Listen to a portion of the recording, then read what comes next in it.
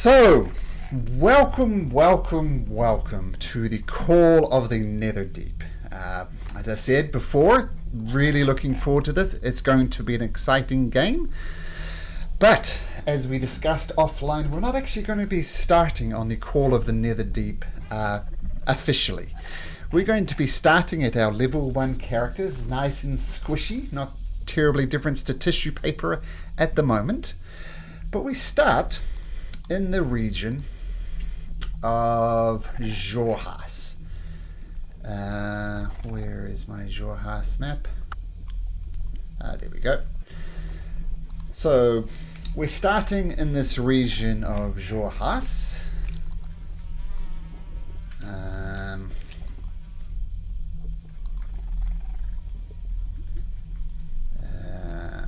Yes.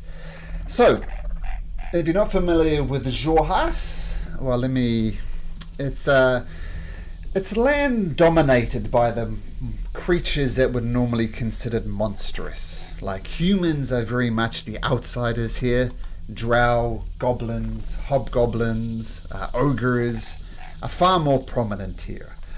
It's made even more acute in recent times because the dynasty which rule basically Jorgas is at war with the Duendalian Empire, which is primarily human.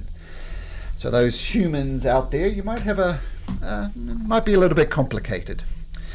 But we start in the village of Urzin. And let me just do one quick thing.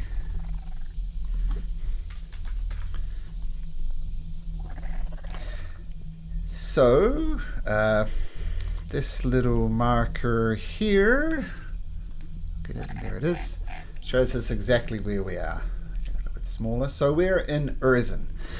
Now, what is Urzin? Well, the rank odors of the Broken Vale Marsh mingle with the musty aroma of a fleet of gargantuan reptiles as you traverse the rickety rope bridges above Urzin. This strange goblinoid village moves slowly and endlessly through the swampy Jorgasian race. Its structure set atop the backs of massive horizon-banked tortoises. Urzin's monstrous residents pay you little heed. And let me just show you what a horizon-backed turtle looks like for those who don't know.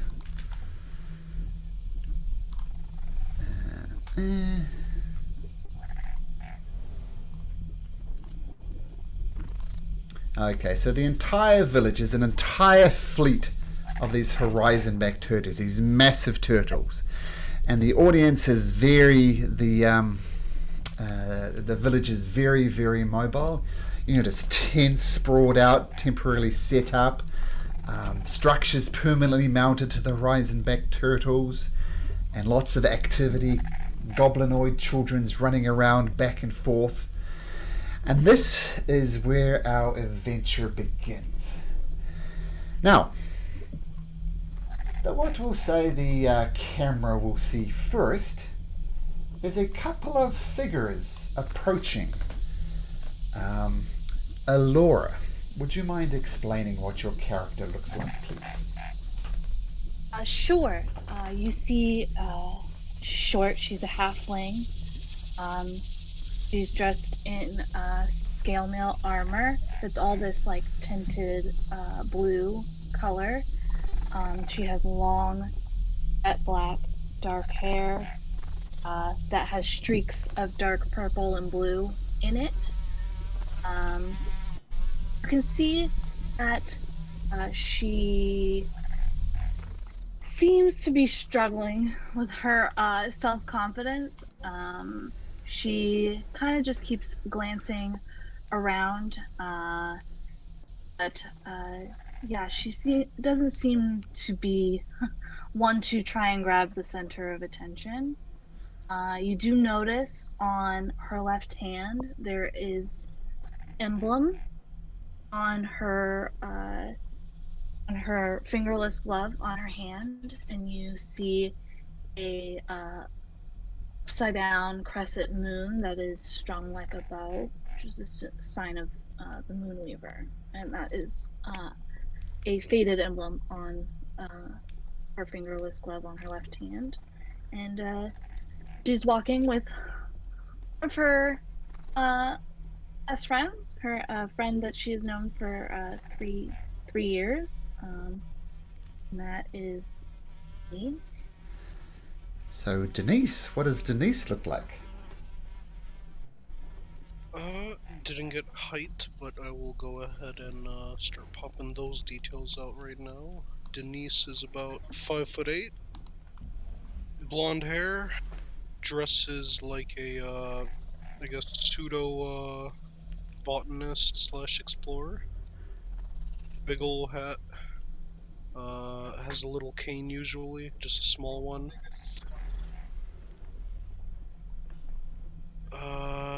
Besides that, pretty much what the picture looks like. No other descriptors right now. Usually dresses like what the picture indicates, like the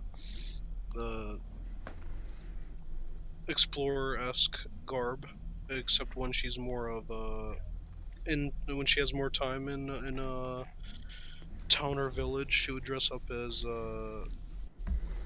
in more civilian clothes. Mm-hmm. And a human, right? Yes, sorry, forgot that. That's as right. Well. And have Denise and Alora just recently arrived in Urzin? Yes. We have traveling for a little bit, just making our way northward, trying to put some distance between my hometown and some incidences we left behind there. Mm-hmm. And we have just recently arrived in the north of Jorgas and Urzin. Okay. As you're wandering around, taking in the sights of Urzin, this very interesting mobile village, a very drunk-looking half-orc, wearing a loincloth for decency and kind of dragging a large club behind it, comes right up into your face, Denise, pokes you in the chest and says, "Oi, you're a stinking human. Are you Dwendalian? What's going on? Why are you here?"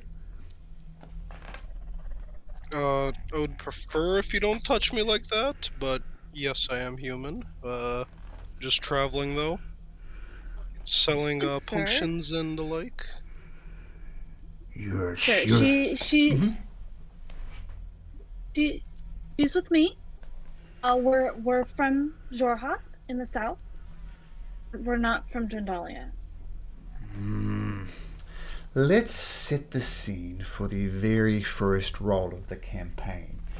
Now, no pressure, Alora, but this is going to set up the campaign for everybody. So why don't you make me a persuasion check? Okay. No pressure. Oh, very, very middling. I did this once for a different campaign. It was at advantage, and the guy rolled a double 1. So I was going to say, at least it's not a 1. At least it's not a 1, so that might have been better. All right, I've got my eye on you, though. I can smell a Dwendalian from a mile off. Then the ogre, or the orc, just carries on in his drunken stupor. So as Alora and Denise are wandering around, taking in the sights, we also see Rourke. Rourke, why don't you explain what Rourke looks like, what we know about Rourke? Rourke is 8 foot tall. He's a bugbear. His fur is all dark, gradients of black and dark brown. Greenish eyes. He's very heavy. You can tell he's kind of thick. He's carries around a glaive like he knows how to use it. And that's him. Cool.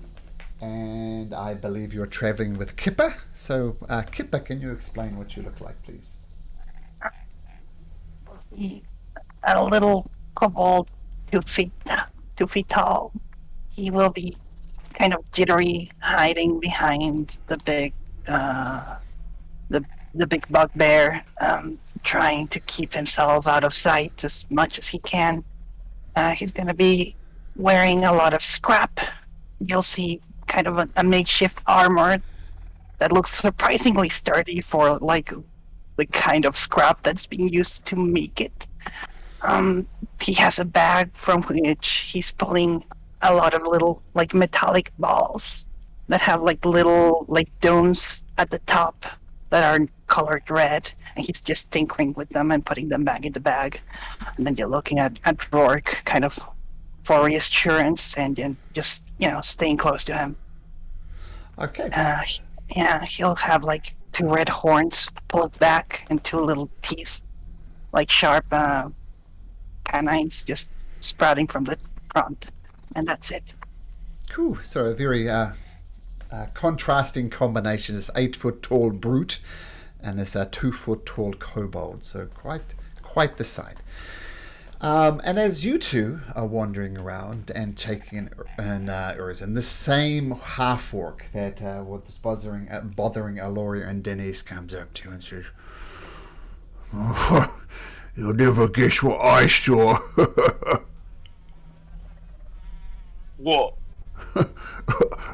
I saw a human and a halfling. Swear they're Dwendalian scum. What do you think? Did you ask? Well, they've denied it, but I can smell the stink on them.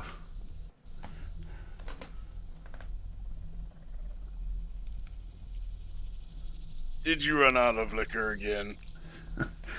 Why, do you have some? No. I was hoping you did. Oh, well, you're no bloody use, are you? And he kind of lumbers off down the road a bit more, looking for perhaps more liquor. Now, two other characters are unusual, newly residents at least in Urzin. The first was Mist. So, Mist, what does Mist look like? Mist is about a 6-foot tall tabaxi, stone gray fur covering through skin, green eyes, wearing a leather, pretty worn armor with some canvas shorts with a few pouches. You see a sheathed rapier on their hip, a small cape on their back. Yeah. Nice. A few piercings in their brow. The same drunken orc who's definitely doing the tours. What's Mist doing? Is Mist climbing around, hanging out? What's Mist doing? Mist is just kicked back in the shadow, watching this orc go from group to group, thinking, might want to, just watch this orc and see what he's doing. Well, let's see how well Mist hides in the shadows. Make me a stealth check, Mist.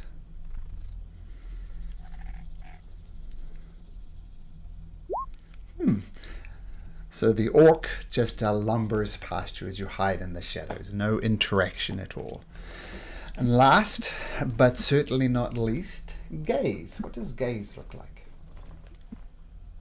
So he's basically a roughly about 5 foot tall Aarakocra. Feathers are kind of mostly like a deep,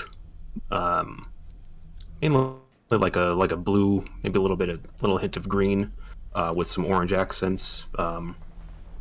Currently, he has just some kind of leather armor over some robes.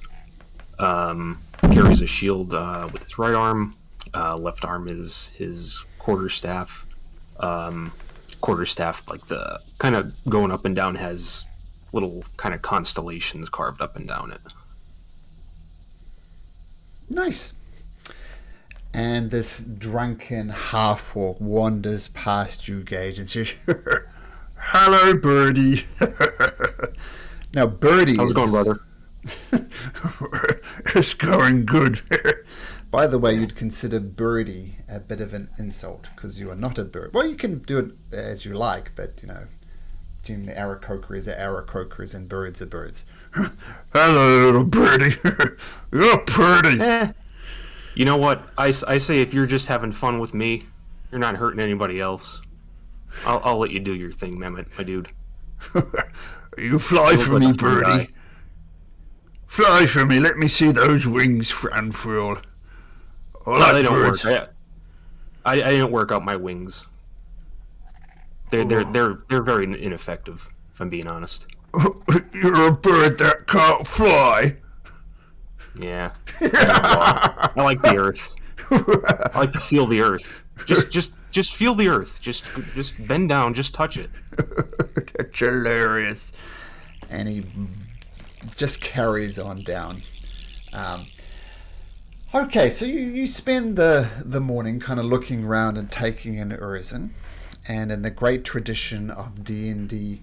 Actually, no, we're going to have switch back to Alora and Denise, and this goblin approaches you.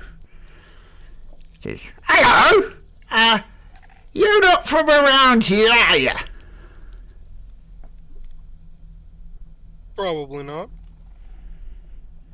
Yeah, I got my eyes on people in Urzin, and you're definitely new here. Tell me if I'm wrong, but I'm pretty sure I haven't seen your faces here before. Yeah, no, we've never been here before. Well, I'm here on behalf of someone who's quite powerful, shall we say, and, your newness to Urzin, your relative non-connectedness is going to be quite advantageous. So, if you'd like to meet me, boss, you'd have, shall we say, some gold coins available for you. You interested? Who's your boss and work? Could I insight check what the goblin said? Sure, absolutely. I accidentally rolled advantage. That's right, so I'll take the first roll as 11. The goblin seems genuine. You trust him, the fact is that you are new here, and he seems to have a job for you. What do you say? I know your type. Always looking for gold, maybe a bit of adventure. This'll sit you up nicely on both accounts. So what you say?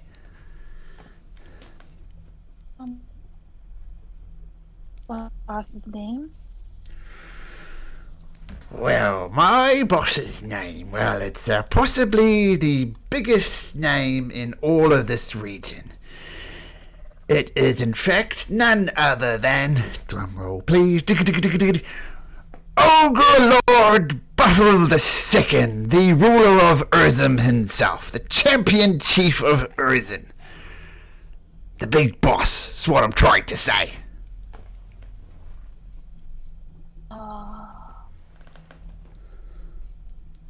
Well, I mean, I wouldn't say no to hearing him out. How do you spell that name? I'll put it in chat for you there. There you go. No. So there's his official...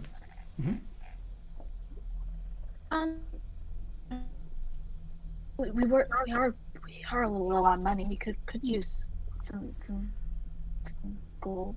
What do you think, Denise? I mean, a little bit doesn't really hurt our pockets too much as long as it's not for anything too crazy. I'm not trying to sweat too much. It's getting humid this time of I the didn't year. promise anything. All I said hear him out. So I think we can at least do that. All I'm asking for is a meeting. You can say no, of course. So, why don't I introduce you to Lord Buffalo II, and you can make up your own mind from there. All right, done. Yeah. Done. And he starts leading you away into one of the Horizon Bank turtles, rather one of the more elegant dwellings on top of this. And then we switch over to Kipper and... Oh, my name is Grit. Nice to meet you. Grit's my name. It's good to reach out and Oh, absolutely. So now we'll switch focus back over to Kipper and Rourke. This 8-foot tall bugbear and 2-foot tall kobold. And the same goblin comes up and says, Oh, I know a couple of strong-looking lads when I see them. How you doing? My name's Grit. Oh, Grit. Is that little fellow with you? Always. Well, as I said, my name is Grit, and I look a couple of likely Zwahashian lads like yourself. I know you'll be looking out for a bit of gold. So, what do you say? I got a bit of a mission for you. What do you say? What do you want? What is the mission? Well, I'll leave that up to my lord Buffle II to explain it to you. Let's just say it's a bit of a sensitive mission, and lads like yourself, who I know you in town, will be perfect for this mission. Your relative anonymity will be a plus to this. So what do you say? There'll be some gold in it for you. This is the mission for the champion? Oh, yeah. Ogre Lord Buffle II. Rourke looks at Kippa and starts raising his eyebrows up and down. Has known Rourke enough that at this point he knows he can't stop him, so he's like, Oh, here we go again. and he's just gonna stick close. And yeah. Alright, why don't you lads follow me? and lead you to the similar tent. Now, Mist, from the shadows, you noticed all of this happening. We'll say you're so observant that you notice both of those things. What do you want to do? Yeah, I would approach the goblin. Mm-hmm. I hear you're looking for workers. Oh, yeah. You ever heard my conversation? Well, you must be pretty sneaky. I was trying to say it on a bit of a down low, but maybe a sneaky type like yourself is exactly what we need. So if you're interested in this mission, then come with these two lads. I say you're just kind of loud, actually. I can't help myself sometimes. It happens to all of us. Right, follow me then.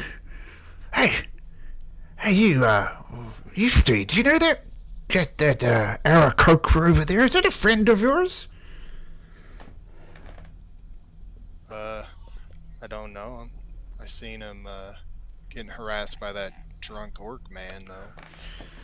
Well, just hang here for a second, would you? Excuse me, Mr. Aarakocra. Huh? What? Yeah? Hi, just try and keep this on a little bit of a down low, but I might have a mission for someone who... Oh, my height would be good. I mean, I'm looking up at you already, so just Okay, keep cool. it quiet is what I'm saying. Alright. Now, I can tell that you're not from around here, and I might just have a type of mission that you're looking for with someone with your, shall we say, unique skill sets and relatively unknown. What do you say? I'd like to hear more. Well, of course. All I ask for is you to meet my boss, and if you don't like it, well, just go the other way.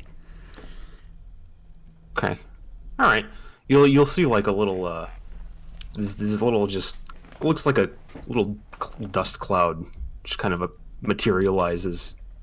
You see Gaze look at it and he's like, kind of nodding at it. Yeah, alright. Yeah, all right. I think it's a good idea. All Where do I right. sign up? Follow me. My boss will explain it all. Oh, And so the six of you are escorted at various times to perhaps the nicest of these horizon-back turtles.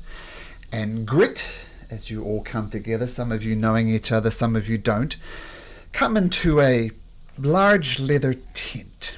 And the din of the swamp and the hushed chatter of Urzin's residents is muted as you step through the folds of a heavy leather curtain into the chamber beyond. There, the reek of the marsh is quickly replaced by the favourable scents of roasted meats and spiced wines. Orc attendants gesture you towards a litter of dingy furs before the seat of Buffle II, who allows you to settle in before his baritone voice issues you a welcome.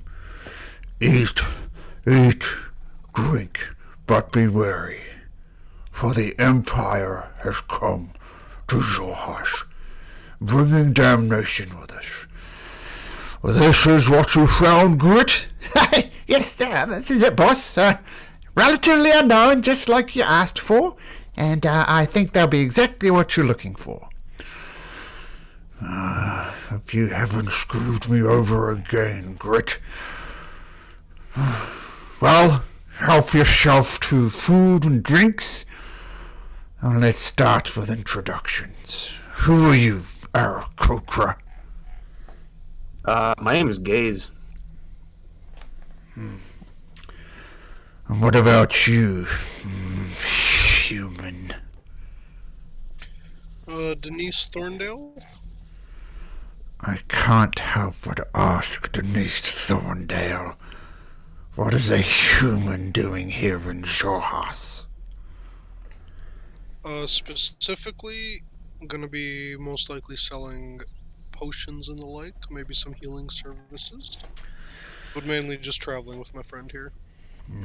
A merchant, I can me. restrict that. Yes, what is your name, little one? I'm Aurora Silver Hollow from Cheris in the south. Just lived there for a while. Four. So you're a native of Jorgas is what you're saying. Yes, absolutely. Interesting. What about you, Bugbear? You're surely Jorgasian, are you not? Oh, me? I'm Lord Buffalo II. Rourke. No, I'm Rourke, Lord Buffalo II. He's talking to me, Kippa. Yeah. Does not bode well. Kobold, could you perhaps untangle your friend's mind there?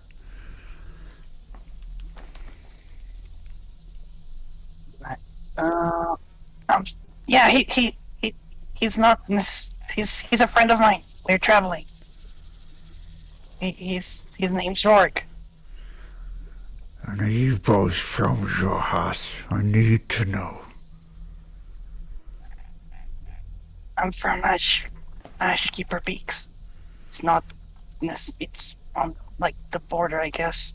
But I travel a lot to this place. I sell a lot of little trinkets and stuff in Jorgas and Jorgas. Very much on the borderline. I think that's everybody. Did I miss anybody? Gaze? And what's your story, Aarakocra? I'm just a woodcarver from over east a little ways. I got lost looking for something shiny in the woods, and this is where I ended up. Well, And this lady, – she said maybe you had something cool for us to do. Well, Cool is not the word that I would use to describe this. Oh, she made it sound cool. Well, that's perhaps a subjective term. Now, let me be clear. With the war that has erupted, the Kryn dynasty is trying more and more every day to put Urzin fully under the control of the Empire. And there has been a slow swell of discontent among Urzin's goblinoid population, who labor tirelessly to execute the Kryn's dynasty's agendas. This is not the way of Urzin. We try and keep clear of the conflict as much we can, but every day the powers of Kryn drag us in. Now, my most trusted counselor, a goblin witch called Baldabara. Now, Baldabara is my most trusted advisor. She regularly travels to the Broken Veil Bluffs, where she communicates with her god. She divines certain portents and omens, and she gives me very, very valuable advice. She has been gone for nigh on a 10-day, which is far longer than she's been away before. Now, I don't know what happened to her, but I do know that Dwendalia Empire patrols have been spotted in the area in previous weeks. Now, the patrol strike out from an outpost known as Fort Venture, which watches over the Broken Veil Bluffs. So, I need you to go find Baldabara. And you're chosen specifically for this mission because, let's just say, if the general population knew that Baldabara was missing, my tenuous grasp on the leadership of Urzin would be somewhat compromised. So your mission, I'll have some gold for you, is to retrieve Baldabara. Is there any questions?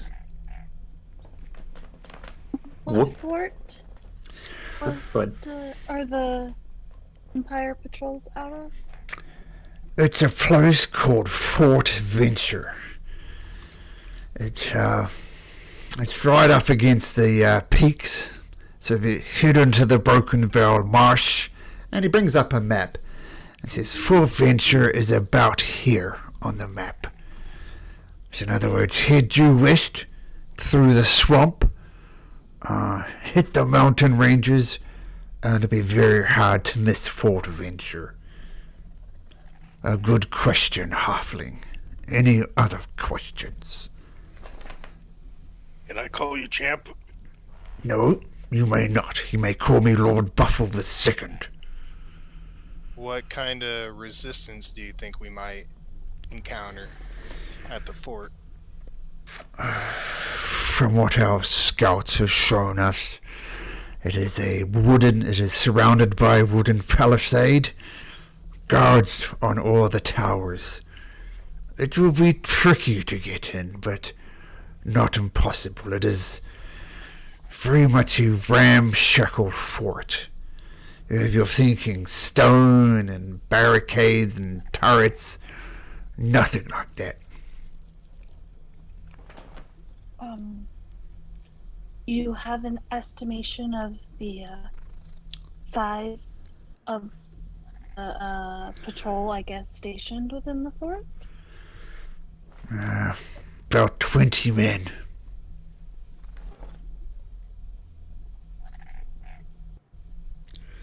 What was the compensation for this again? Another excellent question. If you locate my goblin friend Baldabara and retrieve her, I mean, I don't know for certain that she's been kidnapped, but it is my suspicion. If you bring her back, I will pay you 200 gold pieces. And before you leave, I'll provide you with premium weapons. 200 each or 200 total? 200 total. That might be a decent deal depending on what type of weapons the others might take. I'm not really a physical person myself. Do you have any other options for me? I would love the potential of maybe acquiring some plate instead of weapon so that I can be a little more stealthy. Oh, I'm not sure if you know, miss, but plate mail armor goes for upward of 1,000 gold pieces. These are weapons Not that full are plate, just the breastplate. premium weapons is what we have to offer.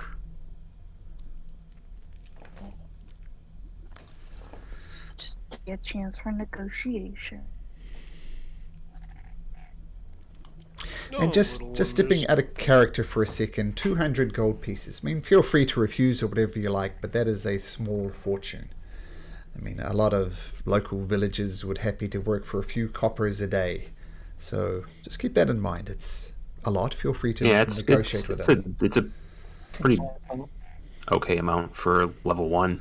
Yeah, absolutely. Yeah. Yeah, it seems appropriate. No, he just said premium weapons, so I didn't know if there was not premium armor. Oh, yeah.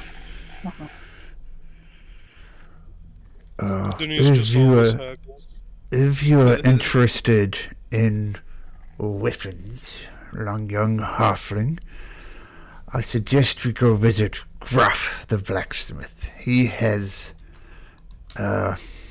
weapons and armor for sale.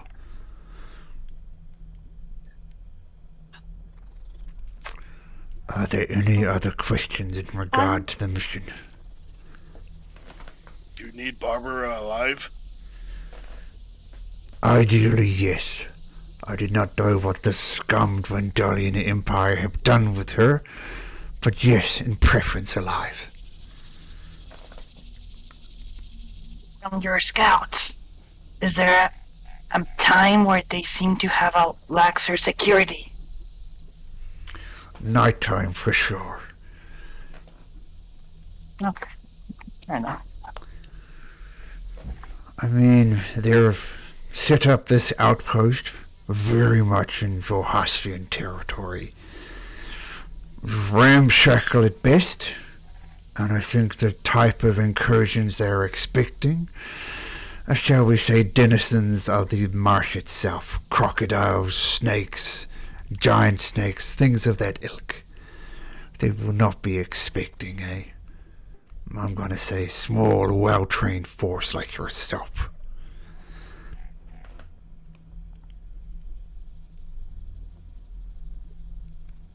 Not for a rescue mission. Yeah, sounds like she can use somebody to get her out of there. Alright, so it sounds like we have a deal. Denise?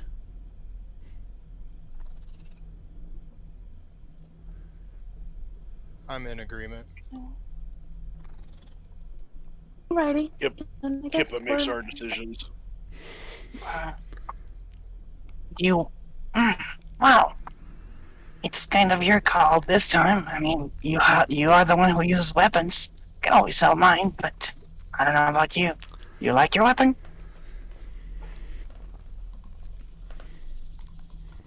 Oh, yes. You want another weapon? Oh, yes. Then let's go. Oh, yes. Alright. So we are in agreement then. So, what premium weapons would you like?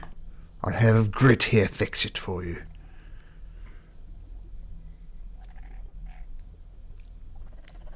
You got a shield? we could do a shield, yes. So, shield. What else? Laura, what do you want? I mean, I kind of have all I need. I have a rapier and a war hammer and a short bow.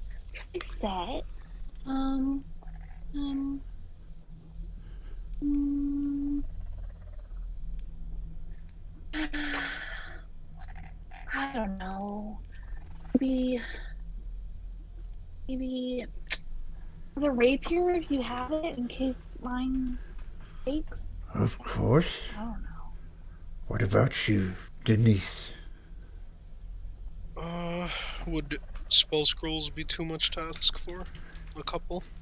Premium weapons is what I have to offer. Then let's go with a premium sling, if you got a really nice one.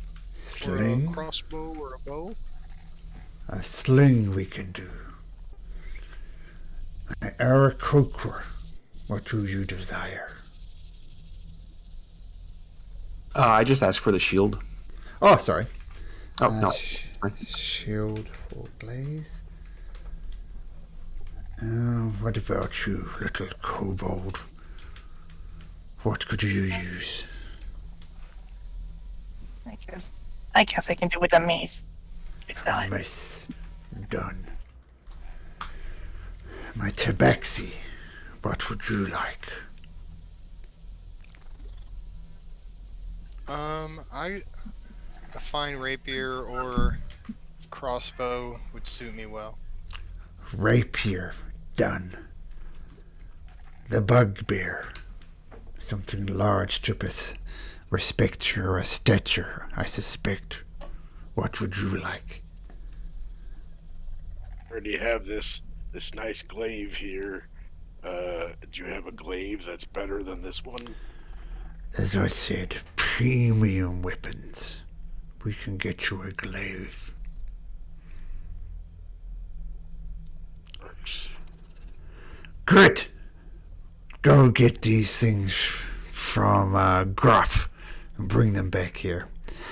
And the little goblin you met initially comes back and goes outside and comes back a few moments later and lays a shield for Glaze, a rapier for Alora, a sling for Denise, mace for Kipper, a rapier for Mist, and a glaive for Rourke. And they are functionally as per the player handbook, but premium weapon was a bit of a stretch. These are goblin-made shields and weapons and so on. They're very rough. They not particularly well made, but they all function as per the player handbooks. But they're very much goblinoid made. Like the rapier, for example, has quite a crude pummel to it. You'd half worry about cutting your hand when using it. The sling, is made by leather that hasn't quite been worked enough. It's a bit stiff. Denise, when she got the sling, she just put it in her pouch and forgot about it for the time being. Yeah, thanks a lot. This rapier is really nice. Premium goblin made, as I said. Now, Thank you. I love it. one final thing. This half the problem is going to be negotiating the Broken Veil Marsh. It is a dangerous place. So I am going to assign you a scout. His name is Morgid. Morgid! Make yourself shine. And a hobgoblin appears. He's got a longbow strapped across his back and a long sword kind of tucked in behind. He's dressed in leather, and he looks pretty serious. He says, "Right, you lot, have you ever been in a swamp before?" Little. I've done mountains, I've done woods, I've done a little bit of dirt. Well, I don't have any swamp under my belt. we passed through the moorland, on our way north. So, kinda. Yeah, kinda is not gonna cut it, I'm afraid. But let me just say, I'll help you through the swamps, point out places that you shouldn't be standing on in the first place, and I think if we work together, we'll get through this swamp A-OK. Alright, Lord Buffle. What's your name again? Oh, Morgid. My apologies. Morgid. I'll put it in chat there. Now, as my boss explained, this is quite an important mission. We need to make haste as best we can. So I suggest if you have any type of preparation to do, now would be the time to do it. We'll leave within the hour.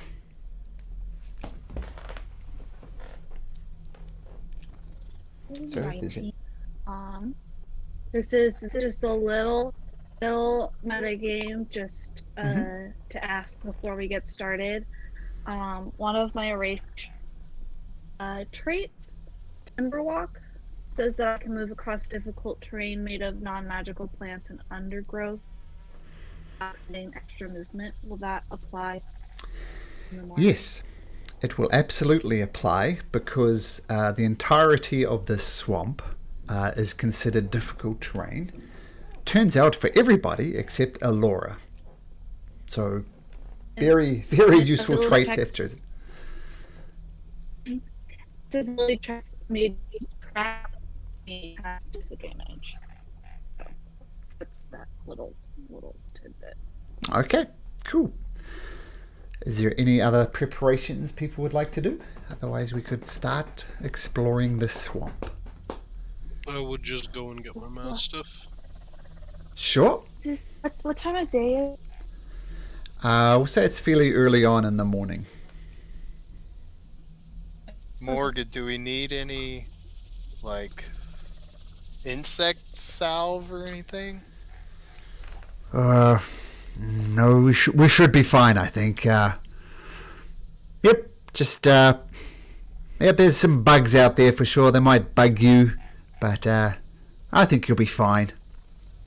What kind of bugs? Are they like the delicious kind, or?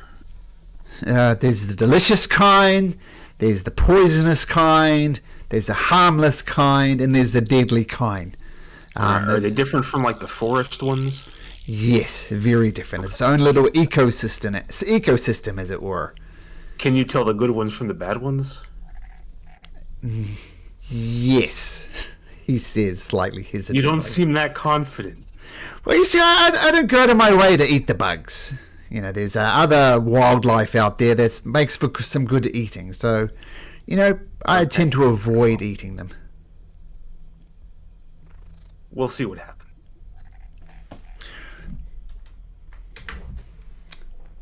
Anything else? Well, I don't think so. Okay. I think I'm okay. Denise, what about you? Nothing at the moment. Let's head out, I guess. Okay. So, Morgid leads you out into the swamp in Urzin. Now, let me drag you across to the map here. Just confirm everybody can see what you should be seeing. So, this is Urzin up here. You should be able to see a turtle and not much else. So that's what people are seeing up there? Yep. Okay. Yep. And this is where you're heading down here, Fort Venture. You should be able to see that on your map as well. Okay. You pinged, it's black, but yes. Yeah, it's black because you're not actually there. But yeah, this is where you're heading. But yes, Yeah. And this is where you are. Okay. So as you venture into the swamp just a little bit, Morgrid goes, all right, so we're starting this mission, right? I need to know who feels they're good at navigating. As you see around you, we see mangroves, swampy water, and this blasted fog is very hard to navigate. So I need to know straight off the bat, which of you guys think you're good at finding your way through these type of environments? Someone who's good at survival, that type of stuff. I've spent my Not bad. Yeah, I'm not good amount of awful my at it. life as a wanderer, so I have an I mean, excellent I'm- memory, I'm more- maps, and geography. More comfortable in forest, but Same. any kind of wild environment, I do all right. I think I can adapt. I can I'm adapt. Rourke is really good. decent. Like, I'm not really terrible at anything, so I think that's really good. I Right. can definitely help someone. With Except flying. I can't do I that saw your really, roll- you know. But roll skate. I saw your roll skates. Not bad at anything. yeah. So, you all seem to have a excellent opinion of yourself. I'm going to need you to choose one person who's going to lead us through this swamp. I'll let you decide. Rourke, if you're really good, I don't mind you taking. You seem Yeah, you- confident, yeah. Yeah, Rourke will take us there. He has never failed us before. Well, Uh, it's a point. me, because I've never met. So Sorry, you got caught. Sorry. nice. So, Rourke, you're the one by the sounds of it? Sounds like it. All right. Second question I have for you lot. We are under a bit of a time crunch. You do know what old Bulbara's, shall we say, state is? She might be kidnapped, she might be dying, she might be dead.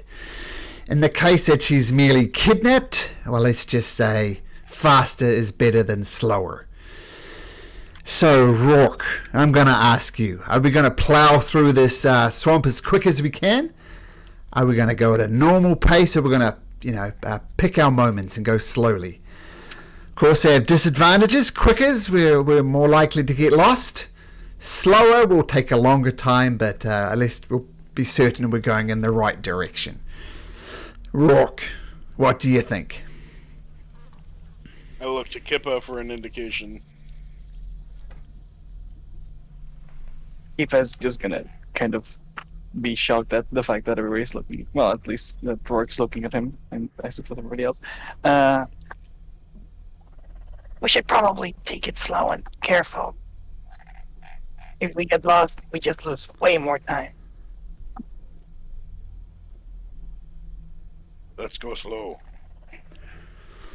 All right then, I can respect that. So what I'm going to need from you, Rourke, I need you to make a survival check. Because you're traveling at a slower pace, you're going to get a +5 bonus to your survival roll. So in other words, roll survival and add me 5 onto it. 8 + 5 is 13. Okay, great. And roll me a d6.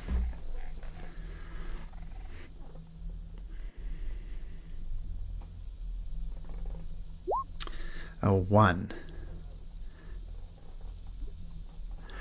Okay, so I'm not actually going to move your indicator just at the moment, because unbeknownst to Rourke or anybody else, you head off in not an entirely due west direction. You find yourself heading... well, what happens? To put it this way, you think you're going to head directly west. By the time you get to this opening, it's you haven't gone in the right direction, and in fact, you find yourself over here when you're really intending to be a little bit more north towards in this. And your orcish, your hobgoblin friend says, "Oh, you sure you know what you're doing there, Governor?" No. Well, this is not an auspicious start. But what you do almost stumble into accidentally is you spy a shaded thicket of withered mangrove trees draped in a sickly veil of rotted creeper vines, and a mouldering wooden raft topped with a single withered post floats near the centre of this dark and lonely swampy area, and a gaunt form swings lifelessly to the bottom of the post, recognizable as the withered skeletal remains of a Dwendalian soldier. And just to give you a visual of it,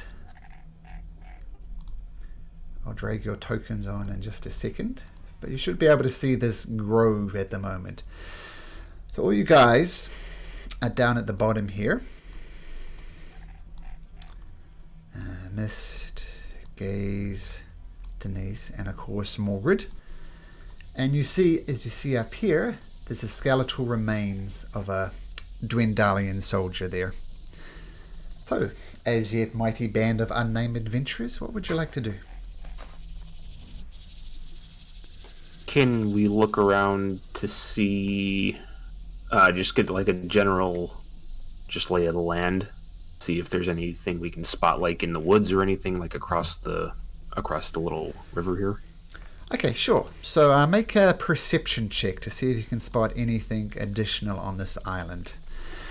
Okay, so Gaze, you look out and you scan it looking for signs of life. There is signs of life, but nothing that would strike you as dangerous, like things like small garter snakes, beetles, other swamp creatures, frogs, toads.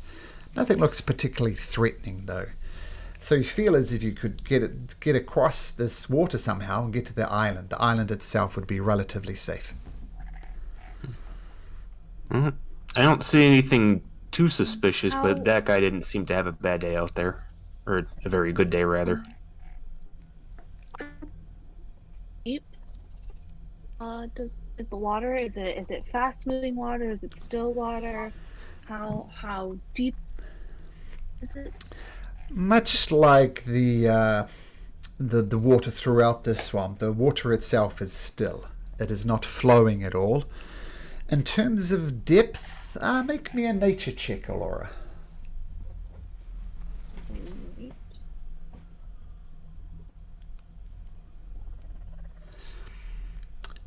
You get a decent read on it. You're not entirely sure, but in your estimation it varies between 1 and 5 feet deep. So it'd be well over Denise's head, I imagine, and Kipper's, but maybe waist deep for Rourke.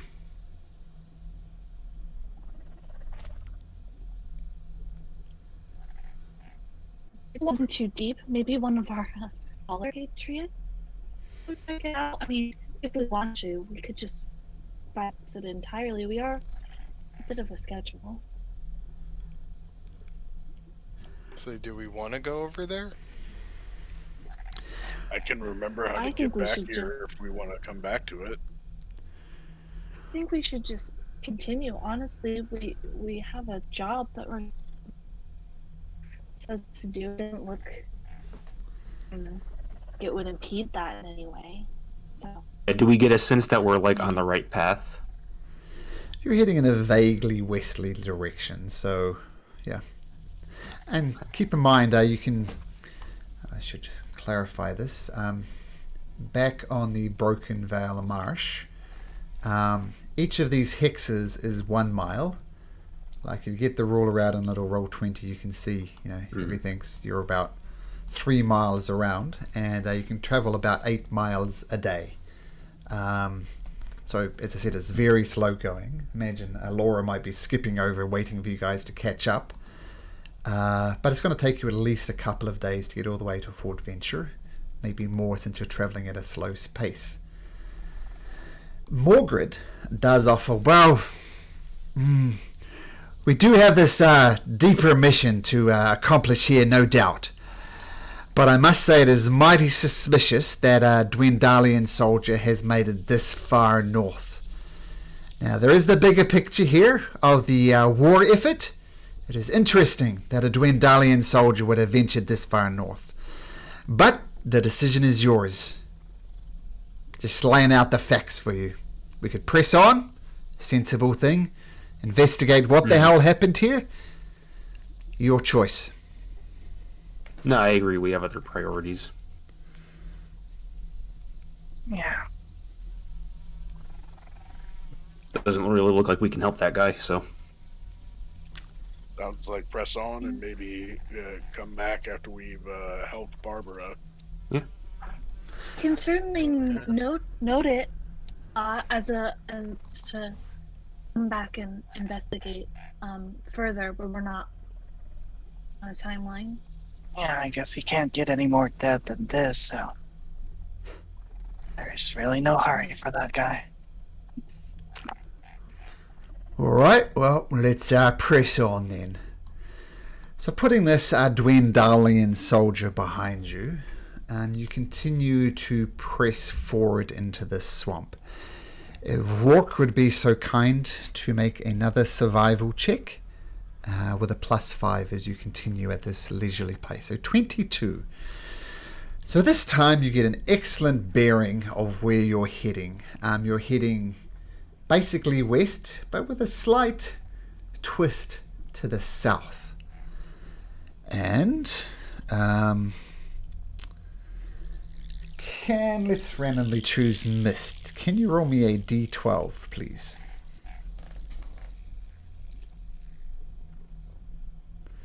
A little used d12 dice.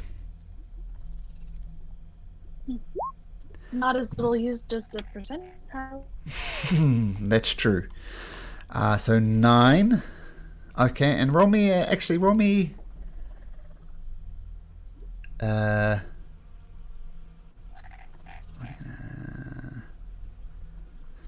Okay, and now can you roll me another d12, please, Mist? 1. Okay, as you're progressing through the marsh, it is very, very heavy going. As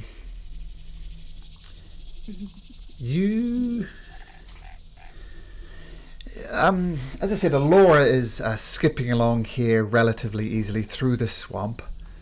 Everybody else is doing it very, very hard. Rourke more or less leading the way with everybody else trailing behind him. And let me just check this.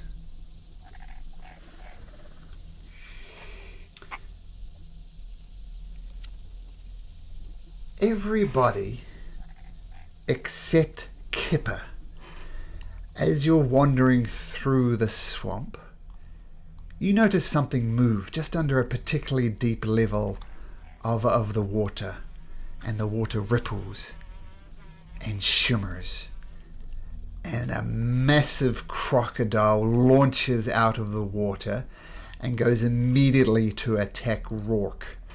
So, everybody is not surprised except for who did I say? Except for Kipper.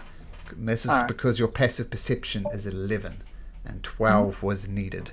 So unfortunately you don't see this. So let's roll into initiative. Just make sure this works well. This is our first combat. And the way to do it, just make sure you click on your token first and then click on the initiative button and roll and D&D Beyond, and it should all work well. Just sort of quick, would I have had time to reach out and touch Rourke and give him advantage on his initiative roll? I'll tell you what, you're Alora, you weren't surprised. Give me a perception roll, and let's say if you get 15 or over, you're quick enough to tap to give him advantage, because these things kind of came out of nowhere. So if you get 15 or more on your perception, yes, you may. I got 17, so you can roll twice. Oh. So for some reason I cannot select my token. Who's this? Sorry, it's Rourke. Rourke. Okay, let me make sure I've set up Rourke's token correctly. Yeah. Can be edited by... Looks okay on my end. Do you want to try that again?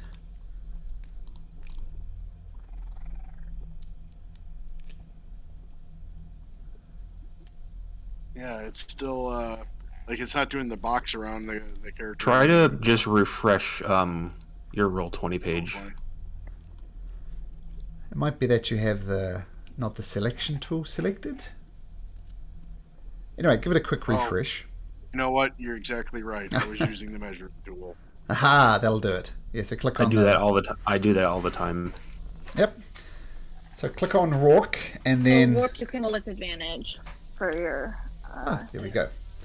And in case you don't know, under D&D, Beyond D&D thingamajig, if you hold down Shift, it'll automatically roll advantage for you. In other words, Rourke, hold down Shift, click on Rourke's initiative, then everything should work out fine. Oh, 7. Was it 7? 11? 11 or 7. Wait, You already That's- rolled that 22, though. Yeah, I rolled a 22 up above. no. Oh, but I've scrolled up, sorry. I was looking somewhere else. Yes, 11. Okay, so Rourke, you're 11. Okay, good. So everything's working now. So Mist, you see this crocodile jump up and about to attack Rourke. The crocodile is not quite quick enough, though. Mist, for the first time, what would you like to do in this combat session? I think I'm just gonna pull out my light crossbow and shoot at the crocodile. Okay, make an attack roll. 15. So as this creature comes up and attempts to bite Rourke, you come with your crossbow, you take a shot, boosh, flies across the swamp, digs deep into the crocodile, and you may roll damage on that. 14 points of damage. A No crocodile. sneak attack. I don't think I get sneak attack. Oh, you do get sneak attack because Oh, Rourke is okay. right next If to him. Rourke's right there. Yeah. Yeah, okay. That's the way to start it. So a perfect hit. The crocodile reels back in pain, and you see already blood just start gushing out of this creature. Now feel free to move if you like, Mist, but keep in mind this is difficult terrain for everybody except Delora. Okay. Yeah, I'll back up about 10 feet. Yep, perfect. Okay. Oh, yep. Oh, end of turn. End of turn. Cool. Now I forgot to add a little bit of battle music here, so we'll click that button. Okay, so the crocodile, reeling from this shot to it, is still going to look at Rourke. It's going to try and bite you and snap its jaws down upon you. So it comes at you with a massive bite attack. Boom! But you're too quick for it and just splashes in the water next to you, Rourke. It rolls a 6, so you avoid it easily. Now,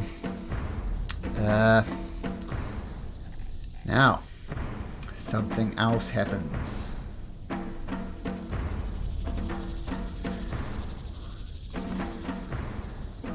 Just to the side, kind of between Morgred and Alora, another one of these crocodiles comes out of the swamp. And it leans forward and jumps towards Alora, jaws snapping, and it tries to bite you as well. And it rolls a 23, Alora, which is going to do 8 points of damage to you, and I need you to make me an acrobatics or an athletics check. Yep. Okay.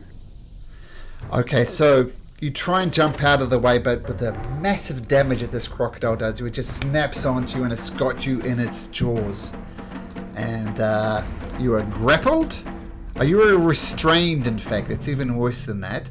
As a crocodile has you in its jaws, your attacks will be at disadvantage, and the crocodile's attacks against you will be at advantage. And then the crocodile starts dragging the thrashing form of Alora back a bit into the deeper water. Okay. Wait a minute, that one.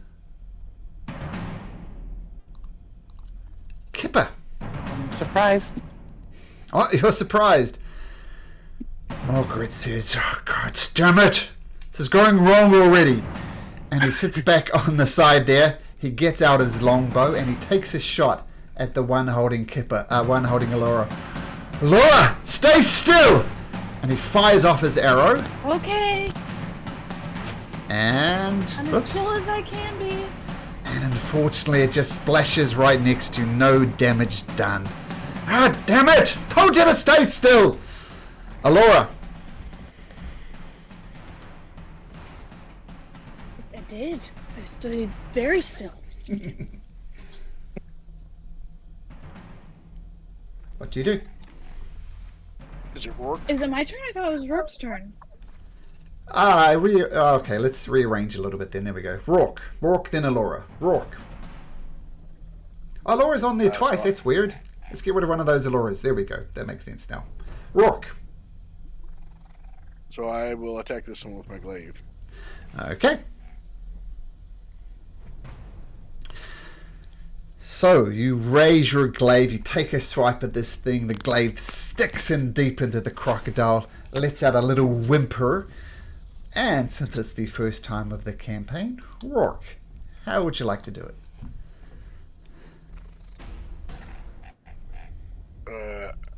How would I like to kill it? Yeah, describe to me how you kill this crocodile. I spear the glaive into its forehead and drive it into the swamp. Whew, nasty. Very good. Okay, so the first crocodile dies via Rourke's grave. Now, Alora, you're in a bit of a pickle. You're captured in this crocodile's jaw and you're being dragged deeper into the swamp. Looks like it's wanted to dive underwater and bring you with it. What would you like to do? It will take my action and get out, right? It would, yep. And it will require an athletics or acrobatics check, but it will take your action. Okay. I will attempt to get out of its jaw.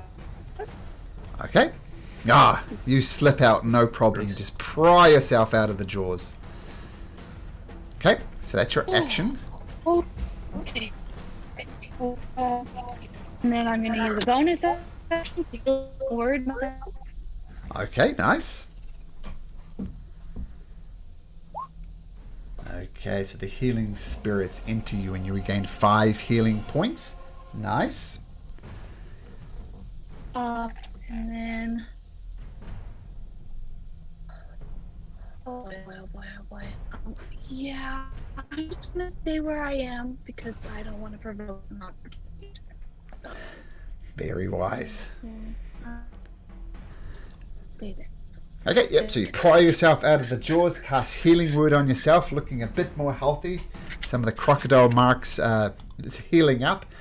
Glaze, you see your new companion, Alora, someone you don't know really well, but she looks in trouble. What do you do? I'm going to try to hit the croc with a poison spray. Okay, nice. So we'll need a con save. Okay, so con save for the crocodile. It rolls a natural 1. Beautiful. Ooh.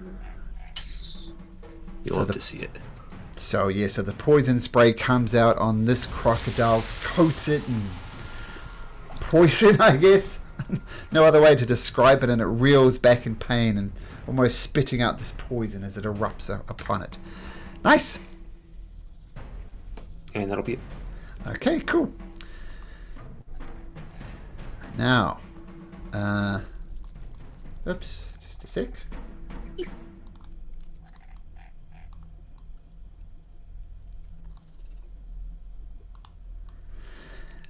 Denise, another one of these crocodiles splashes out of the water, jaws snapping at you. It's going to try and bite you, Denise, and it rolls a 22, which I assume is going to hit as it slices into you and you scream, and I need you to make me an athletics or acrobatics check, please.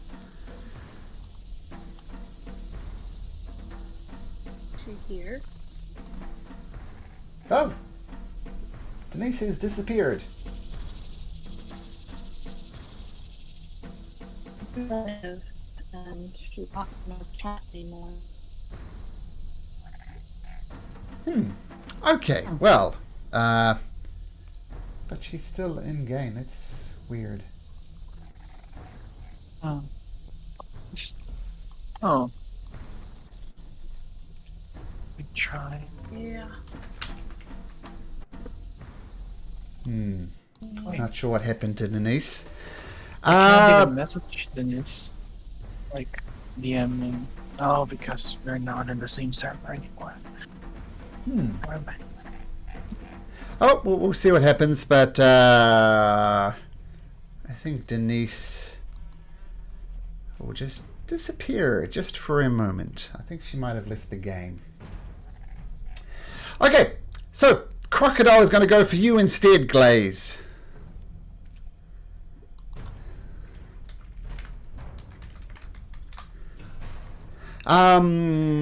So we'll just roll again for the Crocodile as it emerges from the swamp, tries to bite into Glaze. Rolls a 6, so Glaze, you're far too nimble and quick, and you just slip out of the way, no problem. Unfortunately, it's getting worse and worse for Alora as a second Crocodile comes up and tries to go for Alora again. So she's surrounded by crocodiles. Having escaped the glass for one, goes for the second one. Ooh, and this time it rolls an 18. Which I assume will hit you. Meets it, beats it. Oh, meets it, beats it. That is true.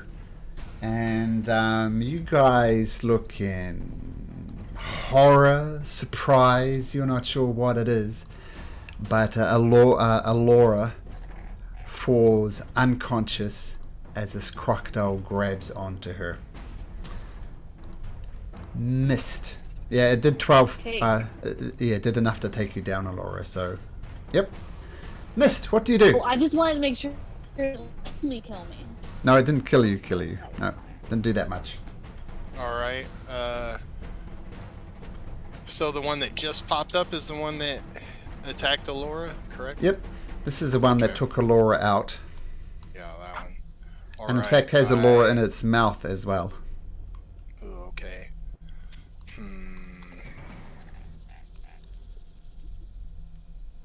I'm gonna... Alright, I'm gonna shoot my crossbow at the one that has Alora in its mouth. Okay. Let's go. Oh! You get a cheer for that. Nice. Nice. Oh, damn. Nice. So that's 24. Yeah, that's. I think it's just 20. Like a 13 piercing, 3 from the sneak adds up to 16, and then sneak attack damage. Yeah. 20. I added all the numbers. But regardless, you take an excellent shot. It hits the crocodile straight between the eyes and collapses, and Alora drops limply out of the crocodile's grip. So well done. Very nice, and I'm gonna move a little in to right there. End of turn. Okay, cool. Crocodile. This crocodile is dead. This one kind of step forward and go for Glaze. Taking a bite attack at Glaze. Rolls a 6. So Glaze, you dodge out of the way. No problem whatsoever. Kipper. What does Kipper do? Can I get any? Keepa's kind of like, oh, crap, while he's looking at his bag, kind of surprised by everything that's going on. And he's just gonna pull one of those little spheres he was tinkering with before. He's gonna try to press, like, the little red thing on the top, and he's just gonna see spark going around. And he's gonna go, shit, and he's gonna throw it to this one as it explodes in a ball of fire as I cast Firebolt. Okay. So make your Is attack it roll. nighttime? No. Nope. Getting Okay. towards night, but not quite night yet. Oh no, that's the opposite. That gets not quite as good, Oh, Kipper. As And you- then he's gonna walk here. All the way Okay. here. Cool. Yep. Morgrid says, this is not good. Oh, get Alara. You guys take care of the crocodiles. And he rushes forward, splashing through the swamp. He gets down on his hands and knees, and he's going to attempt to do a medicine check to stabilize Alora. Alora, I'm going to have you roll this for me. Roll me a d20 and get a 10 or higher. A d20 and a 10 or higher.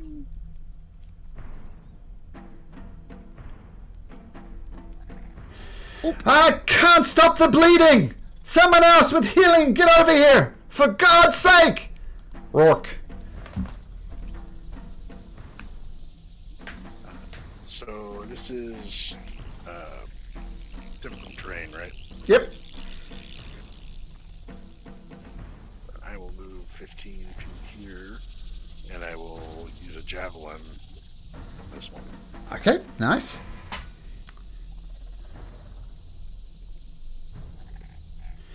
Ooh, swing and a miss. The javelin just flies over the top of the crocodile and splashes into the swamp. That was my favorite javelin. Okay, is that your turn, Rourke? Yep. Laura, death saving throw, please.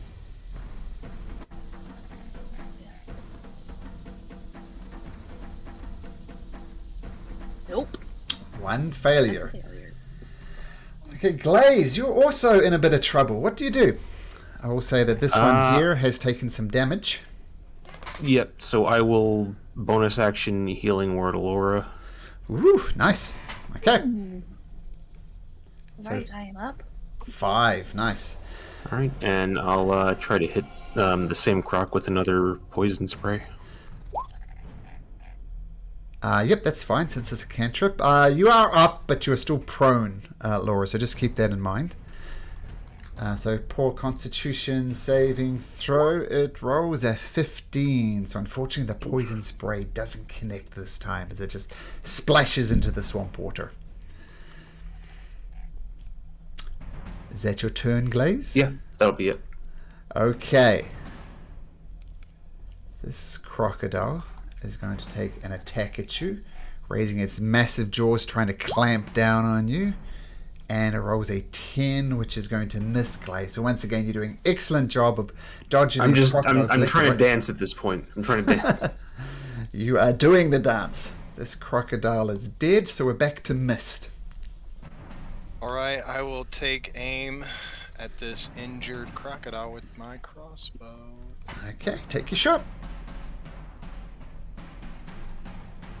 13 does hit. So crossbow goes through, and Glaze, you're covered in a bunch of crocodile goo as a crossbow goes It's straight gross. through. Get it off. Get it off. It goes straight through its brain and just splatters all over your pristine feathers. Another Quick, good shot can by I get Mist. water anywhere? Well, there is water, but not clean water. Okay, Mist, is that your turn? Alora, do I know that she's okay now? I can tell that? Yes, you can tell that she's okay. Yeah, I'll just stay where I'm at. Okay, Kipper. Gonna pull another one of those oars, press it, and chuck it again. Okay. This time it hits. Roll damage. Yep. It all adds up. Yep. So 1 point of damage as the arrow, as a bolt the firebolt just barely grazes it. Do you stay where you are, Kipper? I'm gonna walk to Alora. Actually, no, I'm gonna walk towards Rourke. Okay. Morgred says, Alora, you're up, thank the gods! And he's going to take his longbow and try and shoot at that crocodile, and that will hit from Morgred for 5 points of piercing damage. And you see the crocodile, it's turning tail, and it looks like it's going to run. Take it down before it gets away, Rourke! Get it! Rourke. I'm going to move my 15 feet to here, and then I will use the 15 feet reach I have to attack him with the glaive. Okay.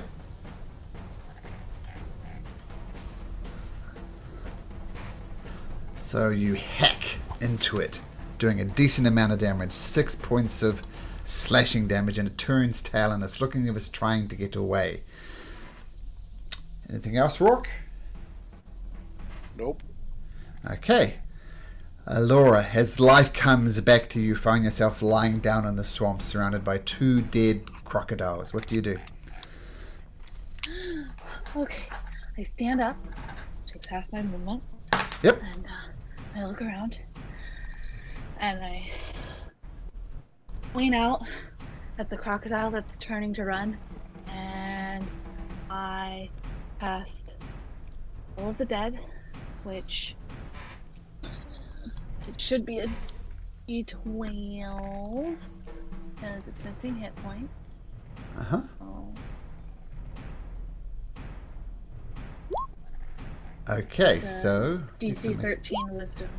Okay, it fails the wisdom saving throw as you toll the dead comes out, and you see the crocodile start thrashing around in a circle, not knowing what to do, and then you see it stop moving as blood starts pouring out its eyes. You and just its see her, ears. she's like hand on her knees with her left hand pointed out.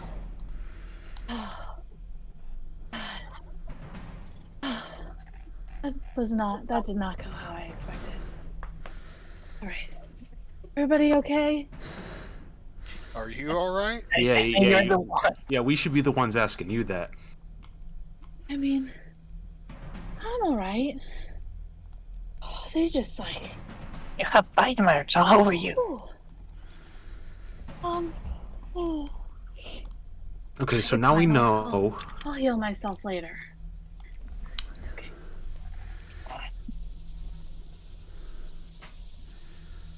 They kind of came out of nowhere. Well, they came out from under the water. Yeah.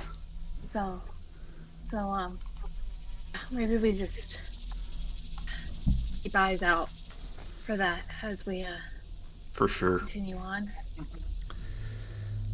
I don't imagine we have much daylight left. We'll probably have to make camp soon. That is an What time of excellent day is it idea, now? Aurora. It's getting towards the end of the day. Not quite nightfall. You can maybe travel for another hour or so, then set up camp. I think maybe make a little progress away from this obvious crocodile den and try and find a safe place to recover. Well, I must say I am pleasantly surprised.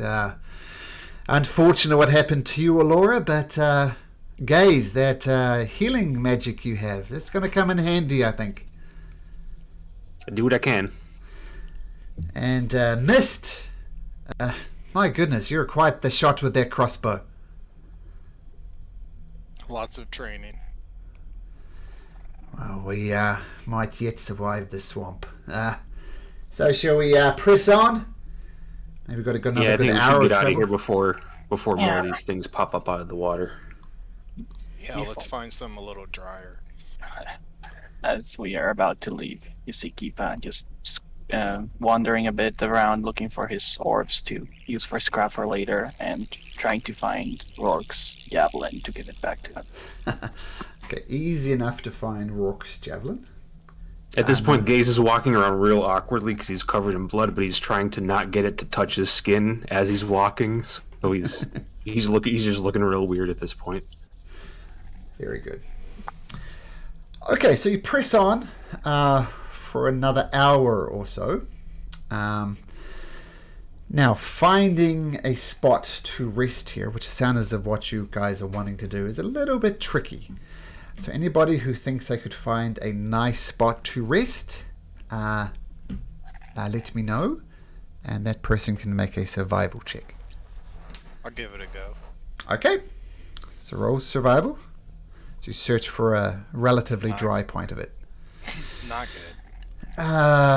You find a spot where the water and the stench is a little shallower than the rest. It's not the best spot, but you think, what the heck, we're in a swamp. What are we going to do? Well, I suppose we need to be setting up watch. I'll take our first watch. Who wants to join me? I'll take the mid watch when the moon is high. All right. I think I need to I'll rest stay for. right now. I'll do first watch if we need to. I'll do second watch. Okay.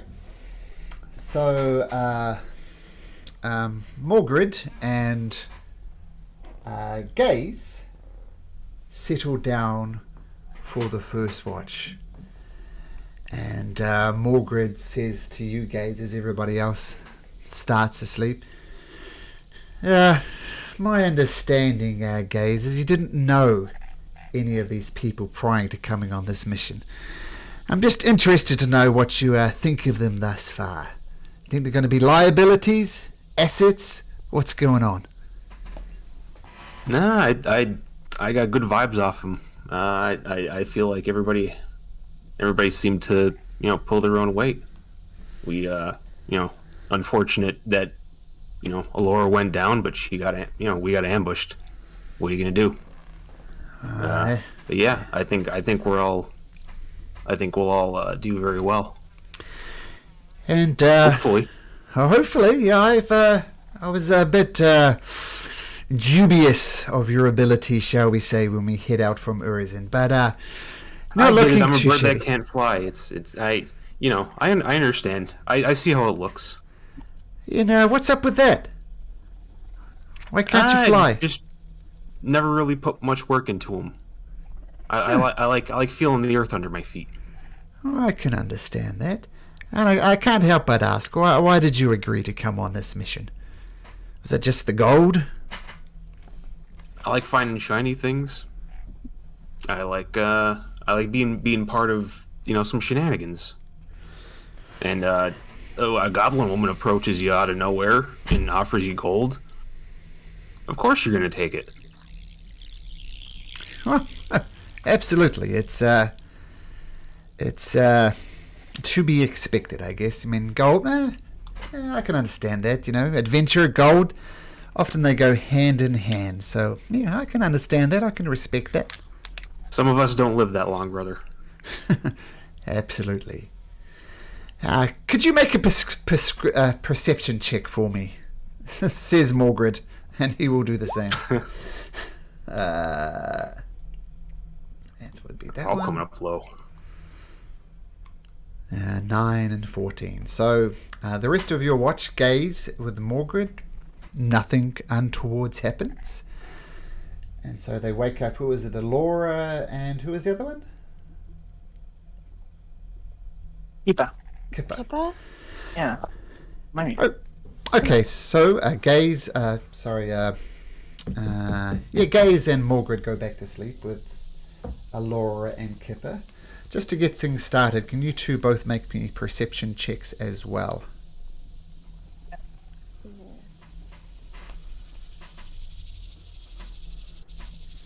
13 and 10. Okay.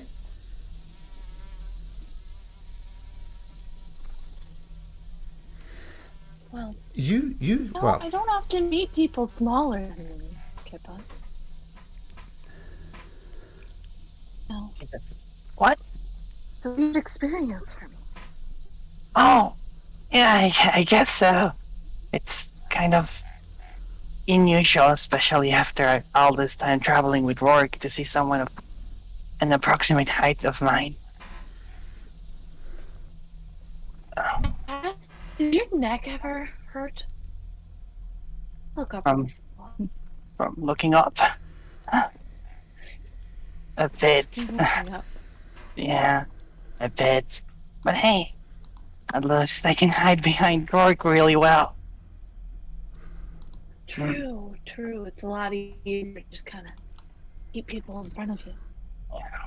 And if you want to hide from someone, it's much harder to see them if they're just smaller than everybody else. True. Very true. Yeah.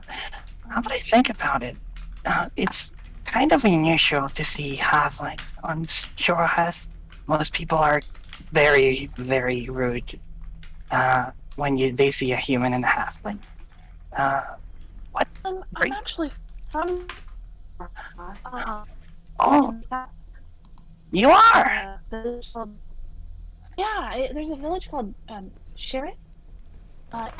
It's in the Urzin forest. Yeah. It's a community of halflings and dragonborn. They fled their Ravenites. They fled the fall of Draconia Yeah.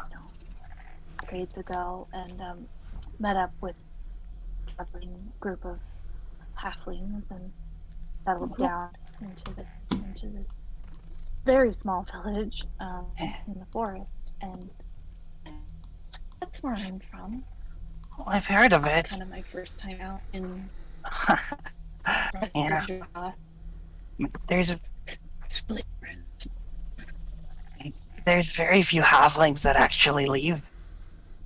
Probably because of how they're treated. Oh, there's very few people that leave. Sure, period. It's a very nice settlement, low key. Money doesn't have a lot of value there. They helps each other. Oh. But Yeah. yeah, I needed to leave. So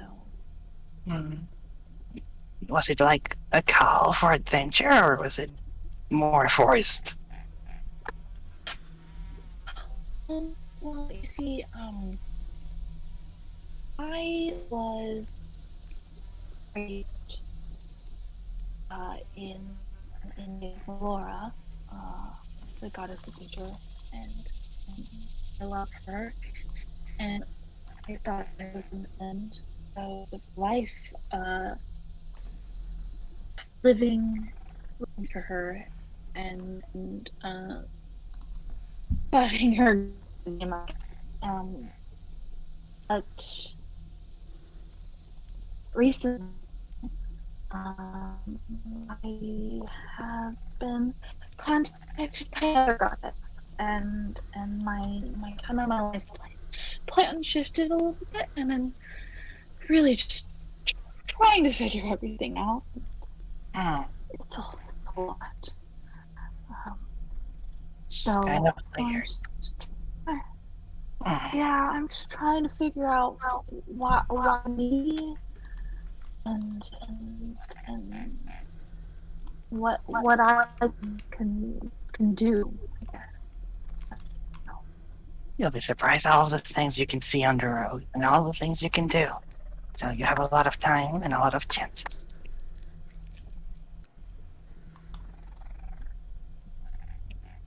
And as he's saying, I appreciate that. What about you? well, I am from a cave. It's around. Was it Ashkeep? What was the name? I'm so sorry. Was it Ashkeep? Let me God's help you with that. I'll drag you Yeah. across to the big map. But yes, the Ashkeeper Yeah, Mountains, yeah. I think. Ashkeeper Mountains. I do apologize. I should know this now. That's all good. Yep. Well, I am from a cave in the Ashkeeper Peaks. Most kobolds trying to not go out much, but our cave came across a few minerals and a few roots and a few shrooms, and one thing led to another, and we just started traveling around, and we started selling them, and some of us even, and I pull from my little bag a set of alchemical supplies, and some of us learned to use You them. know how to make potions too? Yeah, you know how to make potions. Oh, I have a little bit of skill in potion making. Not much. Friend was teaching me more. Yeah, I know a little. Oh, one day we should start making potions and comparing notes and see, what we can come up with. Absolutely. Yeah. Maybe when we're not in the middle of the swamp. Yeah, probably not. Especially not when we're supposed to keep watch. And also, True. Yeah, I also took a bit of smithing back in Jorgas. Back in what was the name? What's the capital? The Korean Empire. What do I think? Can I ask that? Rohan? Yeah. That's where I learned a bit of smithing as well. I don't have a smithing set with me, but I'm hoping I can afford one after this. Fair. Well, I'd be interested to see the kind of things that you make. That's for sure. Thank you. I like tinkering with it. And his little charred balls that he threw in the last fight, he's going to start mending them to fix them as best as he can. Yeah. Turn to your work, she'll just lay on her back and stare. Katha. And reach out for that small action to the Moonweaver.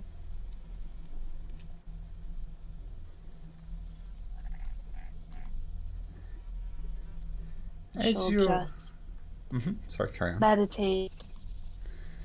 She'll just meditate on that connection, hoping to get sort of reassurance from it for the rest of her watch.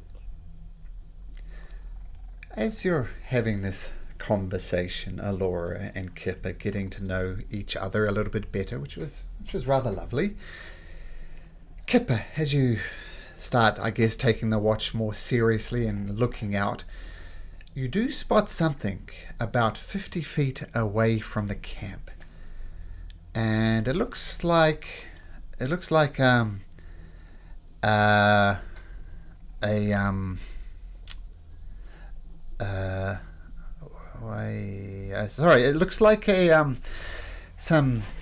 skeletal remains, like it's a fully formed skeleton, like it's got arms, legs, skull, and so on. Looks as if it's been possibly picked clean by vermin. But you do notice a very tattered backpack on the back of the skeleton, just lying in the swamp.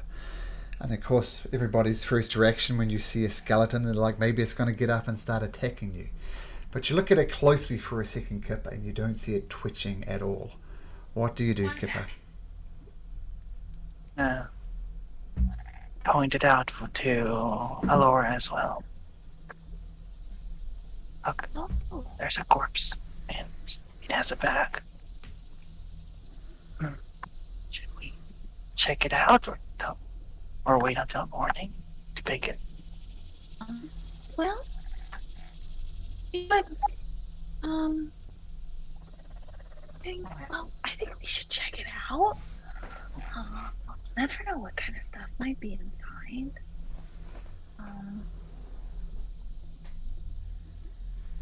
I'm gonna get a little closer. I'm about 30 feet away from it. Okay. And I just give me a second. I'm gonna see if there's anything magical, and I'm gonna perform as a ritual protect magic. Okay. So you spend 10 minutes concentrating, communicating. You feel the energy reaching out, and nothing pings as magical that you weren't expecting. The skeleton, the backpack, nothing magical pings. Keep in mind, you do know that if there was a Vorpal's longsword in the backpack, it wouldn't detect it because it's blocked by line of sight. But nothing magical pings. Well, I think Elton's at least safe. I didn't sense any unexpected magic, so we should get out.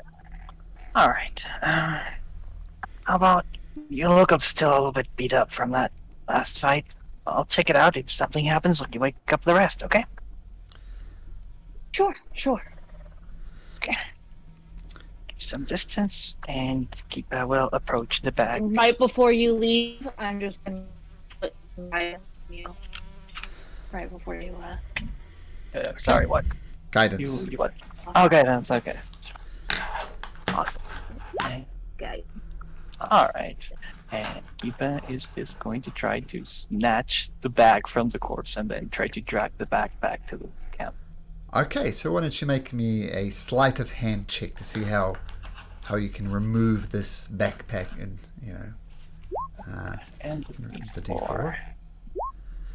Okay, you snatch the backpack off. You kind of twist the skeleton just slow. The skeleton kind of flops to the floor, perhaps slightly relieved that it doesn't get up and attack you. And you're in a position of the backpack. And you dash away and you feel there's some weight to the backpack. There's something in it. All right. Kipa is going to, like a little child, just going to put it like under, like somewhere where we can't both see it. And he's going to open it. Flap the thing open. Okay, roll me a D100, Kipper. Oh. Percentage dice. Yep. Get out your 100-sided dice. And a 23. And I'm going to whisper you, Kipper, since you were kind of hiding it. No, I'm showing it to Alora. I'm putting it like okay. in the middle between us. That's what you see. It's a brass orb about the size of a baseball, and it's encased with some strange runes. Your detect magic would still be up, Alora, and it is not showing any magical essence to it. Do I recognize the runes on it at all? Make a history check.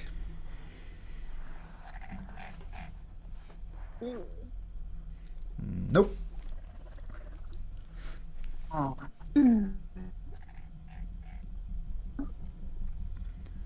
That's the others. I don't really know what it is or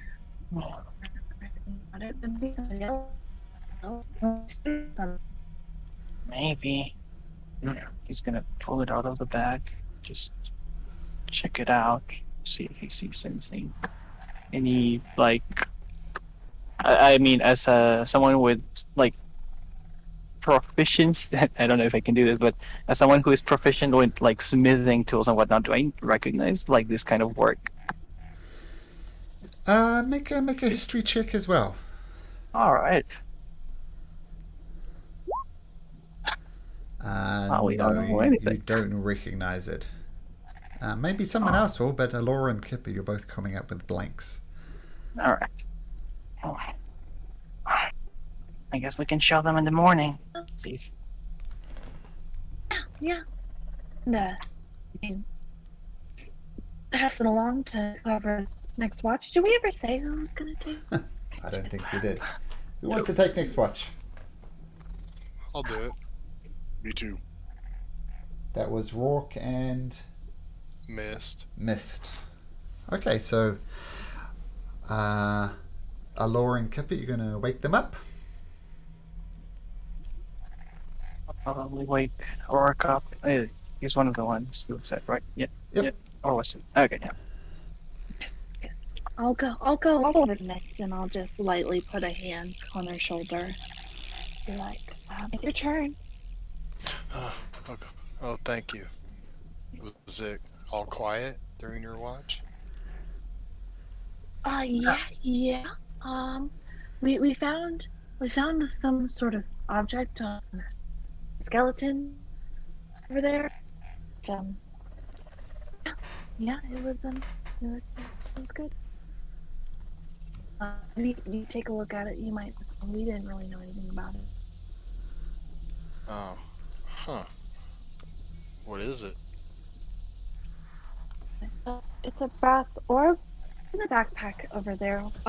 Kip has it. It's probably showing it. Yeah. Oh, okay. We'll get some rest. Oh, thank you. We'll approach Rourke as well and just slightly like tug him on a shoulder and say, "Hey, sorry, big boy, but it's time for the shift." Oh. I'm sorry. You know how it is. Okay. I'll walk to Anything I need to know? We found this thing, and just show it to him. I don't know what it is, so it's interesting.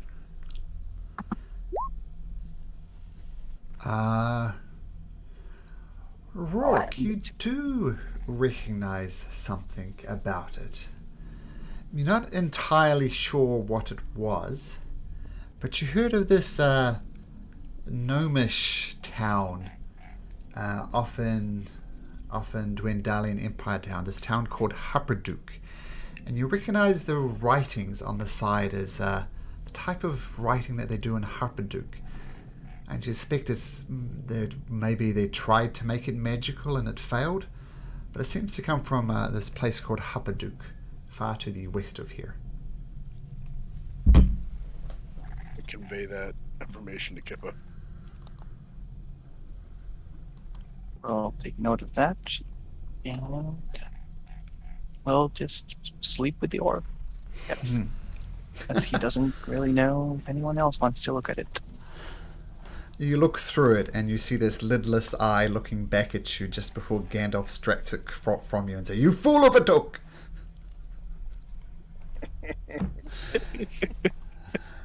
Okay. Yes, exactly. So Rourke and Mist, can you both make me perception checks, please?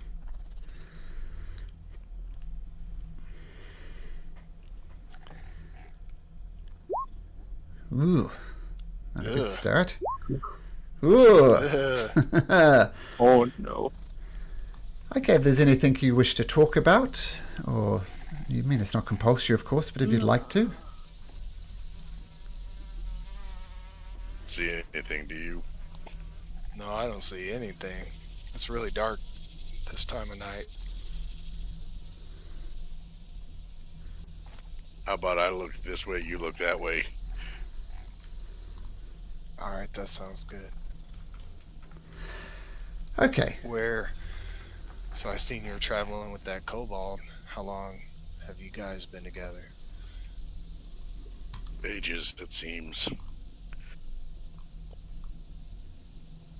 He saved my hide a while back, so I've been traveling with him for a long time. Nice. That's good. It's nice to have someone save you.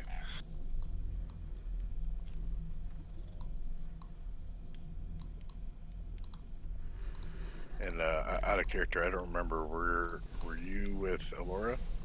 No, that Yep. was Denise. I was by Leonard myself. disappeared.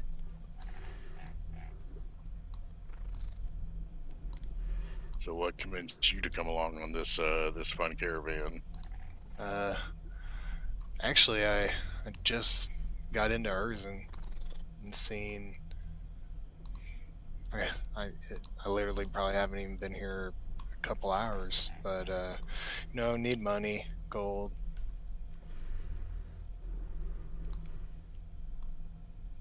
Making my way to the coast. Is that your first time in Urzin? Yeah, I've never been. I'm from up in the gray and wildlands. I've never been this far south before, actually. Much colder where I'm from. Oh yeah, I like the cold. Kip and I have been all over the place, so we've been to Urzin a couple times now. It's always a good time. Does it? I've seen those large turtles. Does it move far often? It's always kind of in the same spot. The herd roams constantly.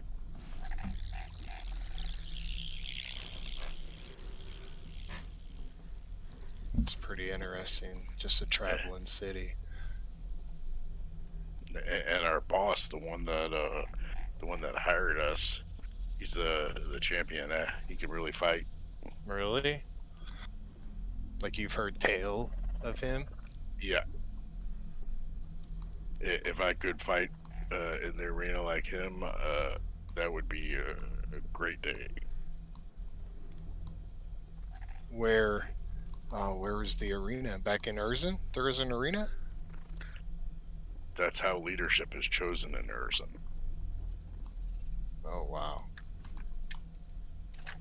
The strong survive, I suppose. I guess this means that you won't survive, and you both feel the cold press of steel against the back of your throat. That's Don't. not funny, Kippa. Don't say a word. And you look slightly behind you and you see a Dwendalia soldier with its knife to your throat. And a third one, looking more senior to it, approaches. And this, with your terrible perception checks, you didn't see this coming at all. And these two Dwendalian things behind you got their daggers to your throat. And this person approaches, once again, dressed in very obvious Dwendalian garb, and he says, "Now, let's just keep it quiet, shall we?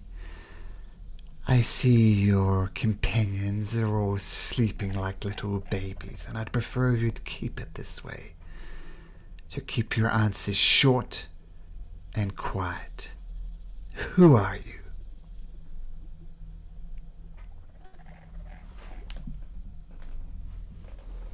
Just travelers. Where are you traveling to? Through the swamp. I think we took a bit of a wrong turn, and we're just trying to make our way through the swamp. Make a deception Can your man please take his dagger away? I'll lean back a little bit. Dagger is still pressed to your throat. Rourke, make me a deception check. Rourke or me? Rourke.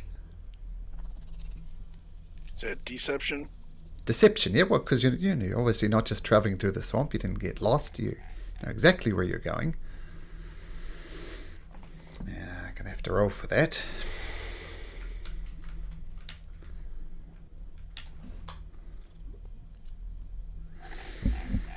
People don't tend to get lost in the swamp very often. It's very easy to avoid.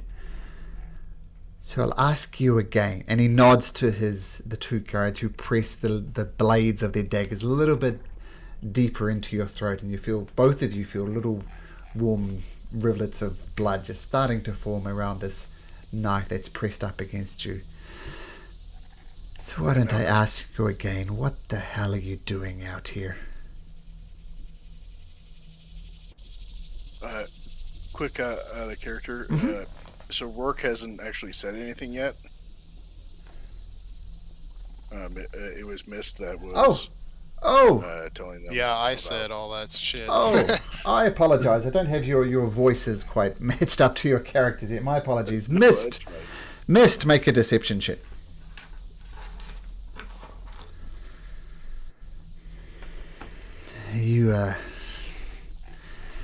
You're either an idiot for wandering into the swamp, or you're not quite telling me the truth.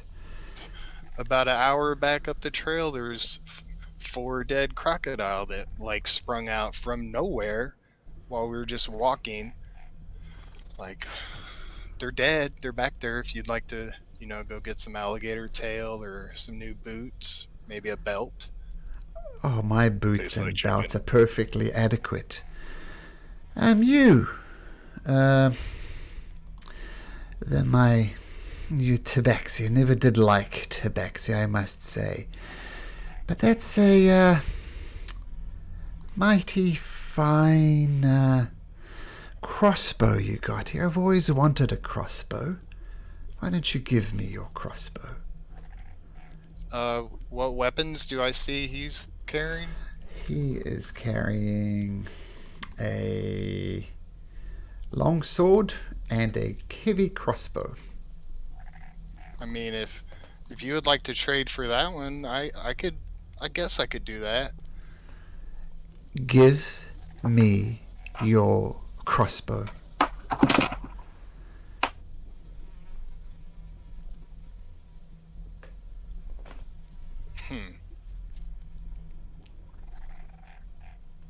Dagger digs in just a little bit deeper inside of your neck again. Take 1 point of damage, Mist. All right, relax. Can I go ahead and go into a rage and try to unarmed attack him and roar? Yeah, sure, absolutely. So, who are you attacking? The guy who's holding on to you? Me. Okay, so you let out a roar, and yep.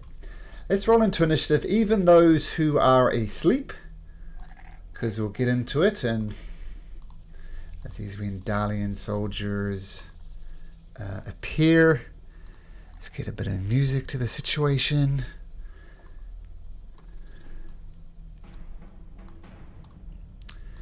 All right, do we have?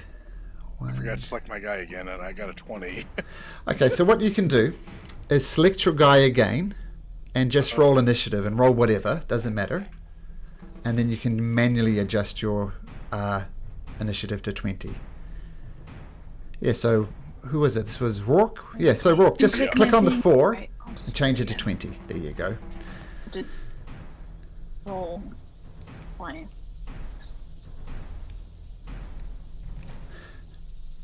Okay, so Gaze, you're quick on the uptake, so yeah, feel free to manually adjust yours as well, Alora, to what it was. Looks like an 11.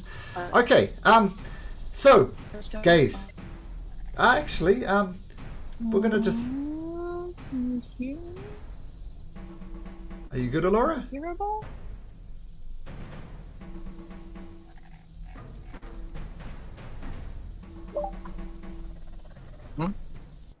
Sorry, were you saying something, Alora? Am I hearable? Can you hear me? Yep, we can hear you now. Yep. Okay, well, let's just pick it up. Gaze, you're firmly asleep. Missed quite conveniently, so you're going to let out a roar. Roar lets out the roar. Oh, roar. Yeah. Okay. Well, tell you what, let's swap it around since you both rolled a 20. And Rourke, you let out a roar. Can you make me a performance check at advantage, please?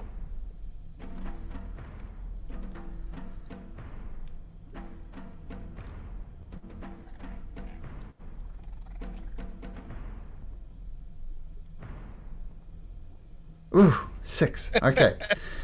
So the roar isn't quite as loud as you'd hope for, and that'll become a factor on whether these people wake up or not. But we'll say your free action, your roar. What do you do? So do I have my glaive in hand? Yes you do. And a dagger at your throat.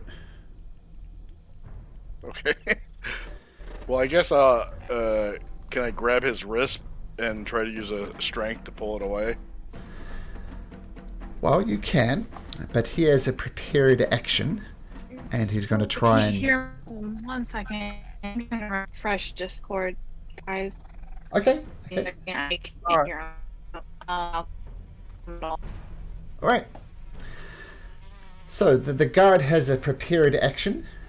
He's going to take his dagger that he had as soon as you show any sign of aggression. And he rolls okay, now I can hear him. Ah, great. So he's even getting advantage at this because he had to throw it at your thing, but you swing out of the way just in time, and the dagger just... You manage to extract yourself before the dagger even hits. He rolls a 13 at advantage. So that was his prepared action. Now, Rourke, you're up. So does that mean the dagger is no longer at my neck? That's correct. He tried to stab you and he missed. Okay. Then I will glaive him. Okay. Ooh, so you swing with your... Try to glaive him, yeah. Swing and a miss as it goes wide. Doesn't hit. And, is that your turn, Rourke? Yes. Okay. So, Mist, you see Rourke manage to squeeze away from this dagger and swipe at the guard. Both of them miss. What does Mist do? Mist, seeing or hearing Rourke's yell or roar, will meow a little bit and try to unsheath his rapier and stab this dude that's got his knife to his throat. Okay, before you do that, he's going Yeah. to take his prepared action and try and cut you. And he succeeds as you get up. The dagger just drags across your throat, and you take 6 points of piercing damage. And now you can do whatever you like. Alright, I'm gonna try to stab this guy with my rapier. Okay, rapier out. Yes, and he's wearing a chain shirt, and you get just the right angle, and you slip it in. It won't be sneak attack damage, but it will be 9 points of damage, and the guard recoils, the Dwendalian soldier recoils back and says, "You bastard! Take that tabaxi out first!" Anything else, Mist? Man, I don't think so. My level 1 can't do anything. Your level 1 paperweight. Paper. Thick as strong as paper. Okay. I'll actually move over 1 square. Sure. Why not? And that's it. Okay, so taking a bit of damage, Mist, looking blood pouring out your Pretty throat. hurt. Now, Alora, make me a perception check, please.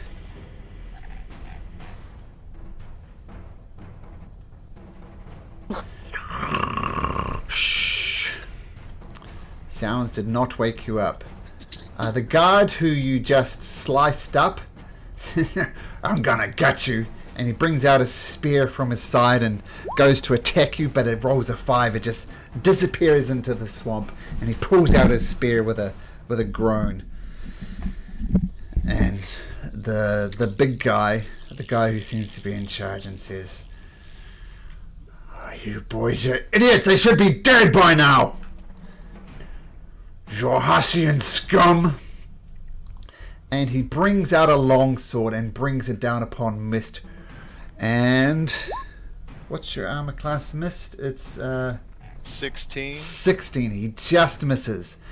But then he comes back with a second attack with his longsword and tries to swipe it across. And once again, he rolls and misses and says, "God damn it! Hold still!" Kipper, everyone make me a perception check. Alright.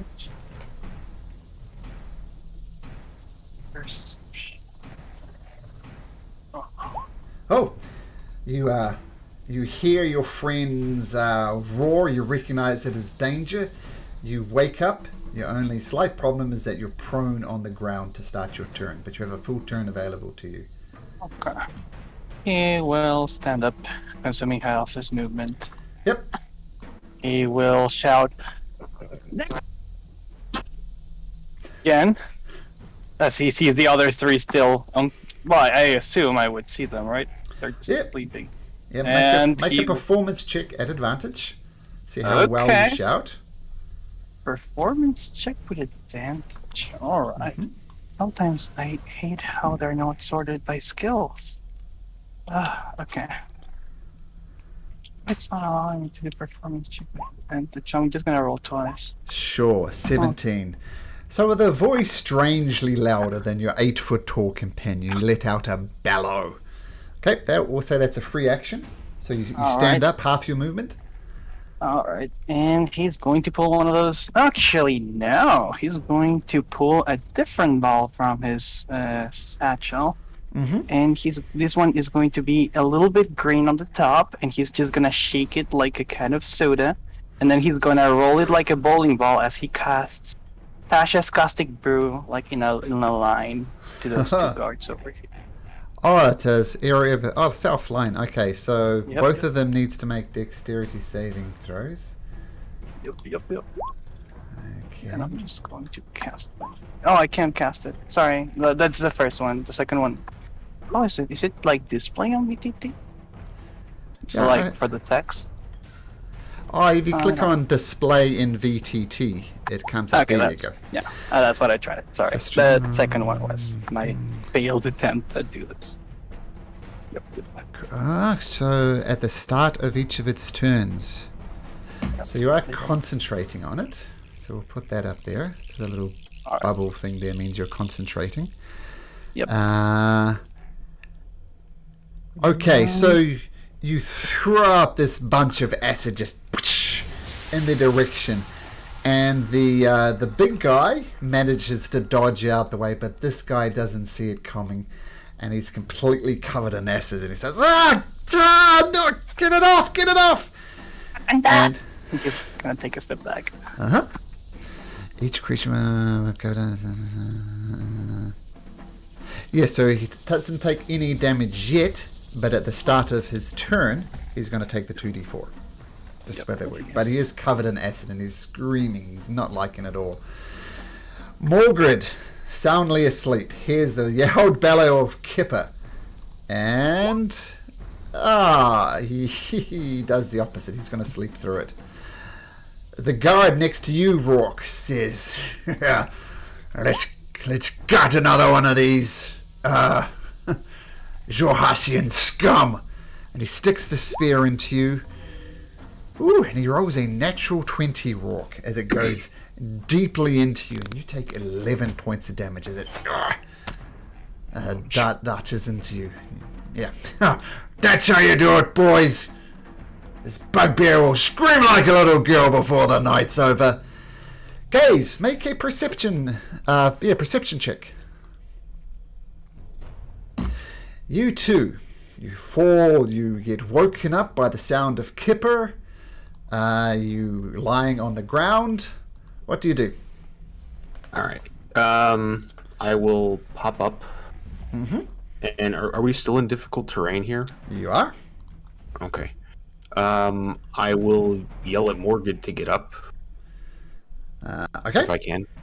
In performance. Make it at advantage.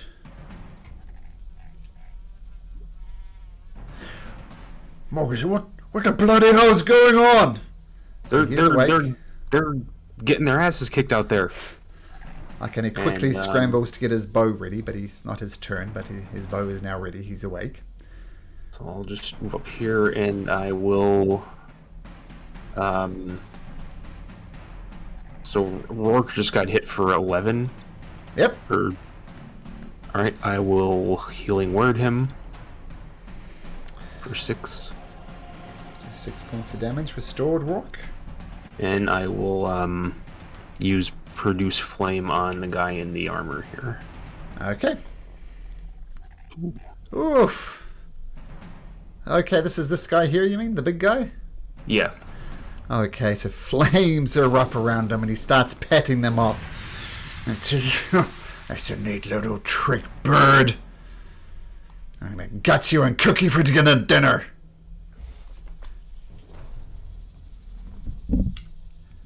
Okay, so that's your turn? Yeah. Rourke, sounds like you're gonna rage. Oh, so I had actually already raged last turn. Oh. I couldn't figure out last turn in D&D Beyond how to make the modifier go with it, and I didn't even realize that it didn't go until after it was past my turn, so I figured I'd just bring it up this time. We can retroactive it and say that you wore it, because why wouldn't a barbarian rage when they're under attack? So how much damage did you take? It was 11. 11, so we round down, so that would have been 5 points of damage. So I guess take 6 hit points back. And of course with the healing from Gaze. So that's all of it. So you're back at max? Yeah. Nice. Okay, so Rourke, raging still. What do you do? So I will go ahead and I will attack this one Okay. with the glaive. Okay.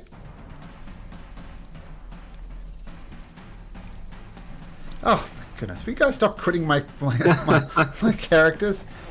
Let's get a cheer for that, and that is 20 points of damage as you just absolutely slice this poor bastard in half. It's just as he was taunting you. You find your rage, and down he goes in one fell swoop. Now, when it's doing the rage, there should be the +2 goes on the damage. Is that right? Not the attack. Yeah, so that would have been 22 points of damage. Okay. Yeah, Great. but that's you're already overkilling it. But yeah, the +2 you will just have to remember. But Rourke, yeah, nasty. Okay, that's your action. And then as a move, I want to get around and get up in this guy's face and yell at him really, really loudly. Okay, very good. Nice turn. Very nice turn, in fact. Missed. Dodging this guy's strike, I'm gonna pay my attention to him and attack with the rapier. Okay. This is another crit. I'm going to be annoyed. It's not a crit, but it does hit. So the rapier does hit. And sorry, who are you going? The guy to the north or the guy to the south? The armor-clad gentleman. The armor-clad gentleman. So you cut deeply into him for 16 points of damage, and you see his eyes darting around. He's not expecting this type of resistance. He's looking like he's panicking a little bit. Is that your turn, Mist? Yeah, you should have let us pass. End of turn. Alora, sleeping through this whole thing so far. Make your perception check at advantage.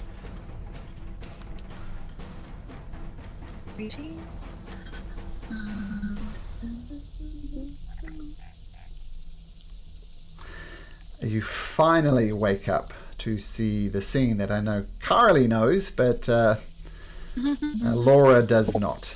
You are prone on the ground, though. What do you do? Right. I will stand up, and I will see the guy that is between both of my companions, and I am going to cast a guiding bolt. Ooh, guiding bolt. Okay, roll to hit. Oh, God damn it. Wow. Okay, roll. That's insane. That is insane. Let's have a look at that. Roll another 46. Roll another 46. We're using up all our crits in the first session. Yeah, right. I mean, to be fair, we missed most of our checks for perception. Yeah, we deserve this a little bit. Well, this always caused by a 6 and 7 on your perception. But your guiding bolt comes and absolutely creams this guy. He looks completely wrecked. Whoosh it. He's what color would he be illuminated? Alora? So as I stand up, I put my hands together and push out this stream of starlight, and it just kind of makes a shimmer, and then he just drops. Doesn't even leave a mark. Just a burst of starlight. Okay, I think we'll say blue. Nice. That's kind of the color of a starlight. So it doesn't drop him, but man, he took a hit. Oh, he looks very rough, and bullshit, he's got this glow about him that's going to make the next attack very easy to hit him. So way to wake up, Alora. Just boosh. Yep. Is anybody injured from my party? Missed. That's the most. Okay. Well, I can't do anything. I'm gonna back. Okay. Very good. So, this guard is covered in acid. Who cast that? Was it Kip? Kip. Yeah, it was a 2d4 damage, I think. It's, I think, 2d6, but let me recheck it. Okay. No, 2d4. You're correct. Okay, so roll 2d4. Alright. Okay, so, this guard is frantically trying to swipe the acid off him. But he starts screaming, and then the acid goes into his mouth, and he grasps at his throat. And he falls to the ground dead as the acid takes over him. He had 2 hit points, so I guess it didn't really matter what you rolled. But he goes down. And now the captain of this troop, who's looking very, very wrecked thanks to Alora Silver Hollow's guiding bolt. I mean, he puts his long sword down and says, sorry, this was all a misunderstanding. I'll just be on my way. The crossbow, I'm sorry about the whole crossbow situation. Here, you can have my heavy crossbow. And I'm just gonna... I'll be leaving now. Sorry about the misunderstanding. And he puts down his weapons, takes a step back. Rourke and Mist, if you like, you could have attacks of opportunity. Your choice. I just want to tell them to hold it. Drop the rest of your gear. Mist, were you attacking? Yep. Okay, you can attack at advantage because of Alora's thingamajig, so you can do that again. Yeah, it might be a natural 20, so Alright. never hurts. Nope. Okay. Alright, I'll just be on my way. Sorry about the misunderstanding, and Mist. You cut the guard down and he falls to the ground dead. Well, he dropped his equipment. What happened? Guys. That is an excellent question. Who the bloody hell was on watch? This did it. They snuck right up on us. They snuck right up you on your swamp.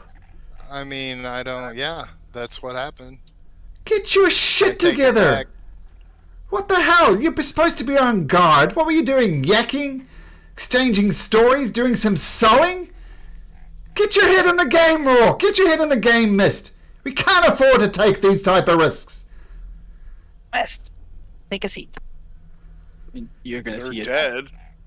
Doesn't that count for something? Yeah, we could have let them walk up to you and just drive his sword right through your heart while you were sleeping. Look, You I'm could've not... just never woke up. Look at Mist. Guys. His throat is almost wrecked. Don't put this Stroh was on always me. like that. Don't put this on me. I wasn't the one who bloody let these people wander into our Guys, camp. Guys. I really just need to sleep, man. Like, Mist looks like they really need it too, and maybe this discussion can wait until we've finished our rest. Thank I'm you, Kip. so exhausted. Surprised you guys didn't get killed by this. They got really close. My point exactly. They didn't get that close. I mean, Ah. I guess they got dragged anyway. Laura just back.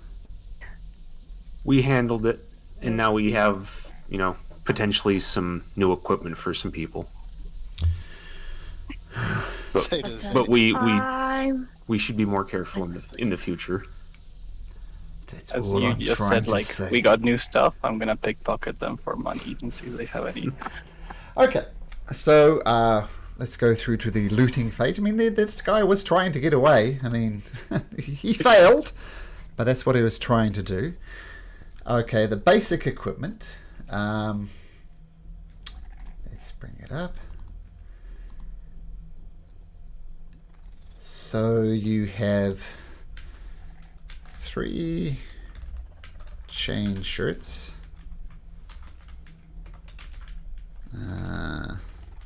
3 spears, 3 daggers, 3 shields,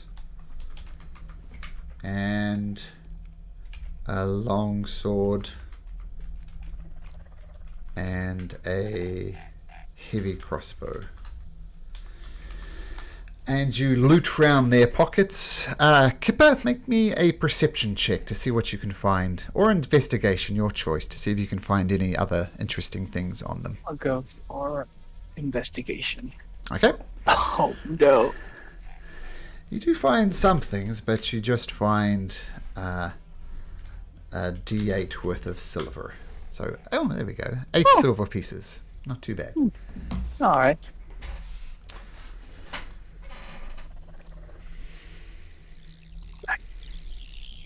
Into the piggy bank it goes.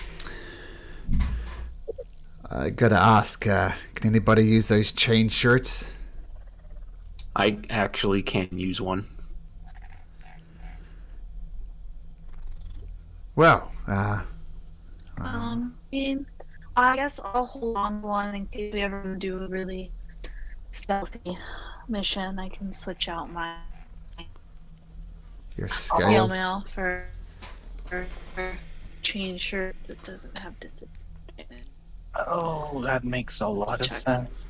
Oh yeah, it does. Yeah, I'll that is a just- disadvantage. Yeah. Yeah, actually, I think I'm good. I'll just hold it in case we ever decide to Yeah. do stealth missions. Well, it's you're using your head, Laura. I like that. I mean, don't forget that our long-term mission is to A, survive the swamp, but B, more importantly, get into Fort Venture. I mean, we don't know for sure that she's there, but we do need to stealth, and that's using your noggin, Laura. Oh, one thing I forgot to say to everybody. At the start of the campaign, you all start with a point of DM inspiration. So just mark that down. And what that means is anytime you roll a d20 for an ability, a save, or an attack, if you don't like it, you can say, Malcolm, I'll use my point of DM inspiration and re-roll that. So everybody starts with a point of DM inspiration. So keep that in mind. We can use it after we know what the roll is? Yes, you can. Awesome. Super DM inspiration. So just say, shit, I rolled a 1 on a critical roll. I'll re-roll it. Of course, you have to keep the second roll, but yeah, it's there if you need it. And if you do something particularly inspirational, whether it's role-player-wise or a super cool attack or a super cool idea, you'll be rewarded with a point of de-inspiration. So just keep that in mind. But you all have 1 to start with. Okay, so Kipper, you go through and get these things, some chain shirts distributed for people to be a little bit more stealthy. The rest of the watch goes without incident. Before we go farther, the soldiers, are they actually wearing uniforms? Yes, very identifiable as Dwendalian soldiers. Can we take the uniforms in case they might be helpful when we come to the fort? Yeah, by uniform, it's what do you call it? It's like a cloak that you wear over top of armor. I forget what that's called. But you know what I mean, right? It's a cloak you wear over top of armor. So that's what identifies them as Dwendalian things. So, if you wanted to look like one, you could just put it over your head. But yeah, there's 3 of those. Rourke could look more like a waistcoat on you, and Alora and Kipper, it would look more like an evening gown or something. I don't know, but obviously I'll take one of those. medium for size. sure. Okay. I don't think this will work for me, unfortunately. We could give probably fits better. No problem. Rourke starts laughing and says, Kippa could stand on Alora's shoulders and then they'd look like one. Oh, the kobolds over the shoulders. That's a good idea. Yep. Kipa kind of has heard this, like the idea of kobolds over shoulders before, so he's like somewhat bemused, but he's laughing along. Yeah. Nope, not very comfortable with that idea. Right. You could be on my shoulders if you want. Be the halfling over the kobold when I roll. I mean, yes, but I don't think it'll work, and there's 3 uniforms anyway, so I might as well have it on the Fair enough.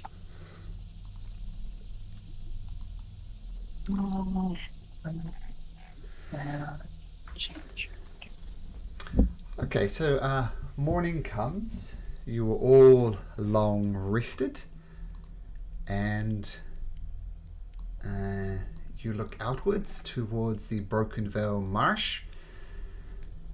You do see, I think you see, let me check if you see, just to the south of where you are, you spot something. It looks like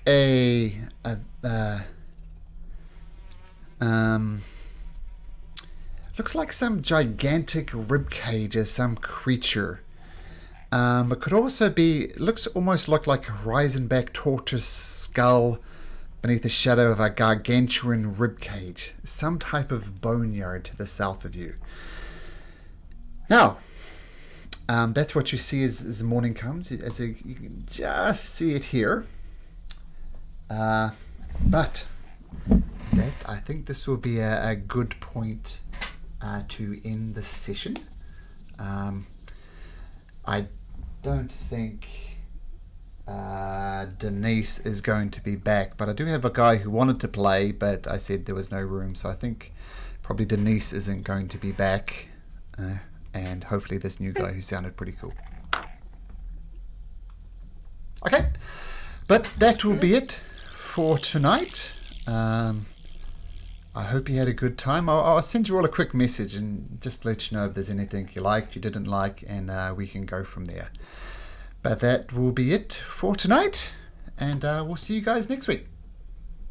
Good. Cool. Nice. Yeah, Okay. it was good.